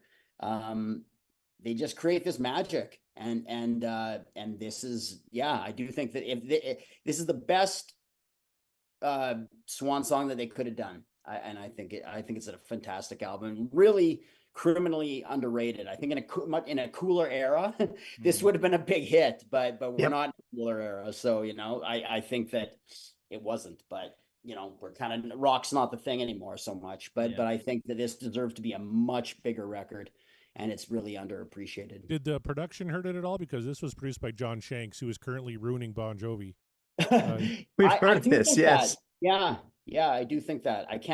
I'm not technical. I can't describe technical things, but Chris L talks about it a lot, about how there's something about modern production and things, sounds are too compacted or something, or there's not room to breathe. And I do think that comes into it a little bit. Yeah. But Corey, didn't you say that this guy is famous for working with guys who are distressed vocalists? Like he comes in and works with you bon Jovi, when you're having problems, right? Like Bon Jovi and Dave, right? Yeah. It's too bad he couldn't have got a better sound out of Dave, but like, you ask Bon Jovi fans what they think of John Shanks, and it ain't much. And I know a lot of people had issues with the production on A Different Kind of Truth. It doesn't, like, you expect more soaring harmonies from a Van Halen record. You don't get that, except for maybe She's the Woman being the only track. So I was just curious what you guys thought, because a lot of diehard fans, not a fan of John Shanks. I'm going to say 2 things here about A Different Kind of Truth that are controversial, but prove me wrong. First one, I think it is the greatest reunion album of any classic band ever made. anytime you have a classic band, Eagles, Fleetwood Mac, any band that had a 10+ year hiatus and said, we're back, here's the new record, The Who, etc. This is the greatest reunion album I'll get ever on board with that. made. Amen. Yeah. Amen. Of a better example. Second thing is, I like this better than some of the albums that people consider the classic six, the six pack, the first 6 Dave albums. I like this better than some of those. So I think this is a supremely underrated album that one day people will wisen up for. But why is it so underrated? Because Van Halen only put out the 2 singles, didn't super support the second single. They didn't play a lot of it live. Like, they'd play 1 or 2 songs live, but they didn't play the whole album live. They did a couple of TV talk show appearances in the States, but they didn't make the touring go on and on and on and on. Van Halen killed it, and then they took it off of streaming for 6 months, 9 months, or something like that. So the band eats itself, and such an unfortunate thing for such a masterful record. Would you consider this a different kind of truth, a better installment than, say, Diver Down? Yes. Oh, landslides. I think Diver Down's I genius. do not. Yeah, it's like I actually this show has shown me that I enjoy that album much more than I thought I would. But fair enough. I wanted to get your perspective on that. Oh, Kevin Brown chiming in the chat. Greatest oh reunion album. Shit. Kevin Brown. Yeah, I mean, he goes without like Mikey. Kevin. Without Mikey, can you really consider it a reunion record? I mean, in a way, no. But in spite of that, I will say, I will throw it, because I have my own opinions on this album. Like, I don't think it's one of their strongest, and I do need to give it another spin with more context. Thank you, Darren, for that. But however you feel about it, there is something kind of poetic that Dave would be back on their official last album, that he would come back, and that he would be a smarmy asshole about it, throw in little shit, in little stories, little quips in his lyrics, that you don't even think about really if you're not looking for it. But then all of a sudden, when you're broadening your horizons, and then you go like, oh, wait a minute. Oh, I see what you're doing there. And, and of course, hindsight, you can explore, because we're now over 12 years removed from this album now. And so we've had a lot of time to think about it. But I love that. I love that this album wasn't, the rankings didn't go the way we thought they might go. Like, they were all pretty different for the most part, and everyone has something different that they appreciate or don't appreciate about this album. And that's part of what being a Van Halen fan's all about. Is you don't have to like all the things they put out, but you can appreciate it, or you can at least appreciate the band for doing what they do. Even if the entry that they've just put out is not your cup of tea, it's fine. There's all kinds of flavors of tea. You just find the right one. It's gonna be okay. I assure you. So, there it is, Corey. We've done it. Another album down, and now, you guys, we're down to 2 albums left to talk about, because we've got one more song in the catalog to discuss. Oof. That's right. So as Corey alluded to earlier, we will be checking back here Wednesday, not next Friday, but Wednesday. It's not going to be a normal show. Nope. We're doing another live show. And this time we are doing Balance. That's right. The classic Van Hagar era Balance. I anticipate not war per se, but I anticipate heated disagreements on certain songs. And I'm very much looking forward to, like, oh, Chaz, if you're doing what I think you're doing over there, like, we're gonna go back and forth. Yeah, me too, Chaz. Me too. Das Stinker. Das Stinker. All right. Okay. Keith, all right. Man. It's already all right. Here it is. Yeah, this is the wrestling promo for you wrestling fans. I'm just about to start talking shit before the pay-per-view event on Wednesday. It's gonna go down. The battle for balance, and that's what we'll call it. Oh man, it's gonna be fun. That's gonna be a lot of fun. Hopefully, Corey will be in tip-top shape in the next couple of days, so he can really dive into his thoughts and opinions. Because you've been quiet today, and we understand. We hope you feel better, and you're a trooper for being here, Corey. I thank you. So right off the Feel top, better, man. Feel It is better. not his fault. He's the biggest and the strongest. That's right. I made it without throwing up or shitting myself, so I am very pleased. This is true. He didn't. He not one, unless he's got like a trash can behind him we can't see. But yeah, he That's what he's didn't. been sitting on, the Yeah. thunder bucket There you there. go, the thunder bucket. That's why he's been on mute. You guys want to hear a really Just awesome straddling the leukemia bucket. story? Oh, Yeah, a leukemia story. Oh boy. All right. Well then, nothing left. No, to do but I now, got some hemorrhoid stories to tell you. Holy Oh, shit. Get the ass pass. right out of you.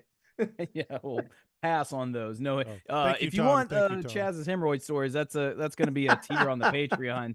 You can sign up for, I Oh, guess. God. and Only we'll- fans, only fans. Well, all right, sure. We'll put the link up to only Chaz. That's Ooh, inside. So he gives you an in-depth conversation about his hemorrhoid problem. This is a nice wanna price. We give him a Thank nice all price. the panelists on the show today, as always. Heath McCoy, thank you for being here, man. We thought maybe you were going to show up in the middle of it, but nope, you got here right down to the wire. I wasn't going to miss it. I wasn't going to miss it. No, of course not. And we're glad you made it. So, hey, man, please let the people know what you got going on, where they can find you. Well, I always feel like I'm the guy who doesn't have a podcast here, so I feel like a loser when we do this. But I keep saying my book, Pain and Passion: The History of Stampede Wrestling. Buy it. But actually, I'm going to be on a podcast that's coming right up. I can't remember if you've named it yet, Corey. But Well, I haven't announced it yet either, so don't. I thought you No. did. I thought you did. No. Okay. I'm kind of hinting, and now and then Okay. that there Then may I'll be shut something up. coming down the line. I got where- nothing going on. It's a maybe live some- show. No, it's Yeah. going to be something, and maybe one person on this panel might be defending David Lee Roth, and maybe somebody who's in our chat maybe defending Sammy Hagar. We're going to have ourselves a little rock court coming up this summer. So.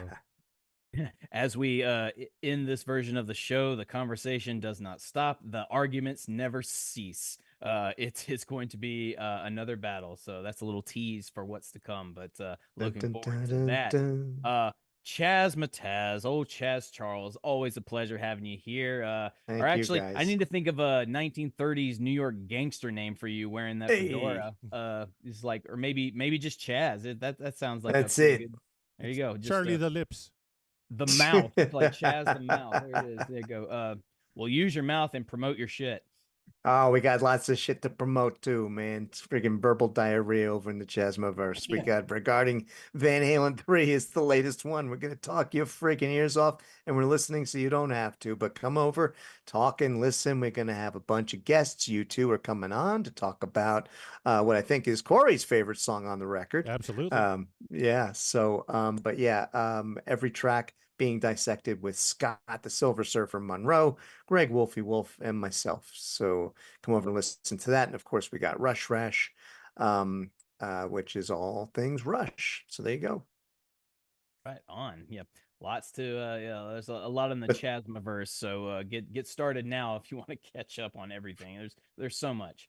And speaking of so much, because guess what? He's written a book and he's gonna write more books because there's more context and more things to talk about that will probably disregard everything he wrote previously. But we always love having Darren Paltrowitz on the show. Darren, if you have anything else to promote, something you haven't written yet, but it's coming soon, please do let the people know what you got going on, where they can find you. Thanks as always for having me. DLR book, How David Lee Roth Changed the World, is still out. The DLR cast with Steve Roth. We're still taping 1 to 2 episodes a month. Next one, episode 101, has Canadian folk hero Martin Popoff on that. He needs to write more books, doesn't he? He doesn't write enough books. He's only got about 1,000 now. out there. He's coming up on Rush Rash. We've got him coming on Rush Rash. Yeah. He's great. The Paltrowcast with Darren Paltrowitz is regularly on 150 plus stations. A pet project I started up in the last month, which is getting me more traffic than anything I've ever done, weirdly, is chopping up old 1991 clips of WCW wrestling and looking for the racist, outdated, sexist things that didn't age well and putting them I'm up. sorry, where is this? This is awesome. It's getting more like it gets 20 times more traffic than an interview with Desmond Child. You just wouldn't think that would happen. So Wow. that may or may not be turning into a podcast soon, which one person on here may or may not know something about. I don't know. Oh, I can't wait to listen. Oh, is that like the funny memes that are out there from the WWF where it's all like the homoerotic shit? Like, I'm going to bust his ass and I'm going to. I try to find as much as I can. A recent example, like Ric Flair is cutting this promo and he goes like, he's talking about just getting back from Japan. And Oh, he God. goes, where I was, all the women with eyes like this. Like, Fuck. Nate. yeah. Oh man. Altruist. Oh, Nate. I mean, look, I was just thinking, just off the top of my head, some examples, and I came up with about 8 of them. So I was like, oh boy, I can't wait, guys. This was the era I grew up watching in. So I was like, oh, I remember some things that were even back then where, ooh, Yeah. we shouldn't be doing this. But I look forward to just as a listener, I look forward to that. That's gonna be fantastic. So Thank you. Thank you for having me. and of course, you can find Corey and myself at podcastwillrock.com. That's where the link to all the socials are. That's where the backlog episodes are. Link to our merch store. Get you some merch, man. Get you a tank top or a shirt. It's hot out there. You want to stay cool. Check out our awesome designs. So many by our aforementioned Kevin Brown. Thank you, sir, for those designs. Cool stuff. There's always something new coming down the pipeline. Sometimes I'm not even aware of it. They just new designs just show up because, oh yeah, we talked about that thing. Lots of inside jokes there. So if you listen to the show, go to the merch store, pick out a shirt that you would get, no one else would get. And when they ask you about it, you go, you got to listen to the show, man. You got to get involved. Otherwise, you're just going to look like a dummy that doesn't know what my shirt means. Nobody wants to be that guy. So do that. Get on over there. I just want to send a special shout out to our patrons, Matt Lacoste, Nate from the Deep Purple Podcast, Rava Flav, Josh Caldwell, Greg Zito, Michael Griffith, Sean McGinnity, Kevin Brown, Per Lineker, Scott Monroe, Ryan Powell, Jeff Brewer, Tom Armbruster, Scott Everett, Janice Risco, Brad Gould, Davey Lee Smith, Chad Pollock, Brett Parker from Dissected Film, Jeff Fisher, Scott Haskin, John Drake, Connor Burton, Rabbi Evid Bana, Jay Steyer, and Dan Papatholopoulos. I hope I said that right. Eventually, I'll get that run right. And of course, Chaz Mataz himself and Heath McCoy. Thank you guys so much. So yeah, there it is. Let me chime in again. Because I was forgetting we're sitting here on a live show tonight. But if yes. you're sitting around this Sunday with your favorite podcasting app, that is when our second episode, because the first episode was with you guys regarding Van Halen 3, but our first recorded episode with me and Wolfie and Scott drops this Sunday. So be on the lookout. Be on the lookout for that. You'll see if you follow our Twitter feed, we'll repost it. It'll be all there. Everything's there. But join the Patreon while you're at it. Speaking of our patrons, patreon.com, podcast will rock. The biggest perk there is you get a link to the Discord, and that's where the conversations and all the fun stuff's really happening. If you want to have some say-so with where Corey and I go with future episodes for the show, that's where you need to be. And if you find that there's some tiers that don't work for you, let us know. We'll make something. Like, just join. We want all of you a part of the Patreon, okay? Because it's all inclusive. We're all welcome. Because in spite of over 100-something episodes, Corey and I, we're still to this day not rock historians. And we are not Van Halen experts. No, we leave the expertise to the people that actually have the expertise. Your Darren Paltrowitz, your Eric Siniches, your Greg Reynolds, people that like write the books about this shit. Corey and I, we're just simple fans talking about this band that we love. And we have been talking about it for 3 years now, and we are approaching the end of this phase. So next week, we're not spinning the wheel, but we are talking about and ranking the Balance album. So be there Wednesday. At the time, if you're hearing this, if you're watching this live, yeah, Wednesday. So for the audio people, I'm sure the show will already have happened. But you can go back and check it out if you missed it. So be on the lookout for all the future stuff we have planned. So many cool things going on. So on behalf of this panel, Corey and myself, thank you so much for joining us. We are, and the podcast will rock, and we will rock you later.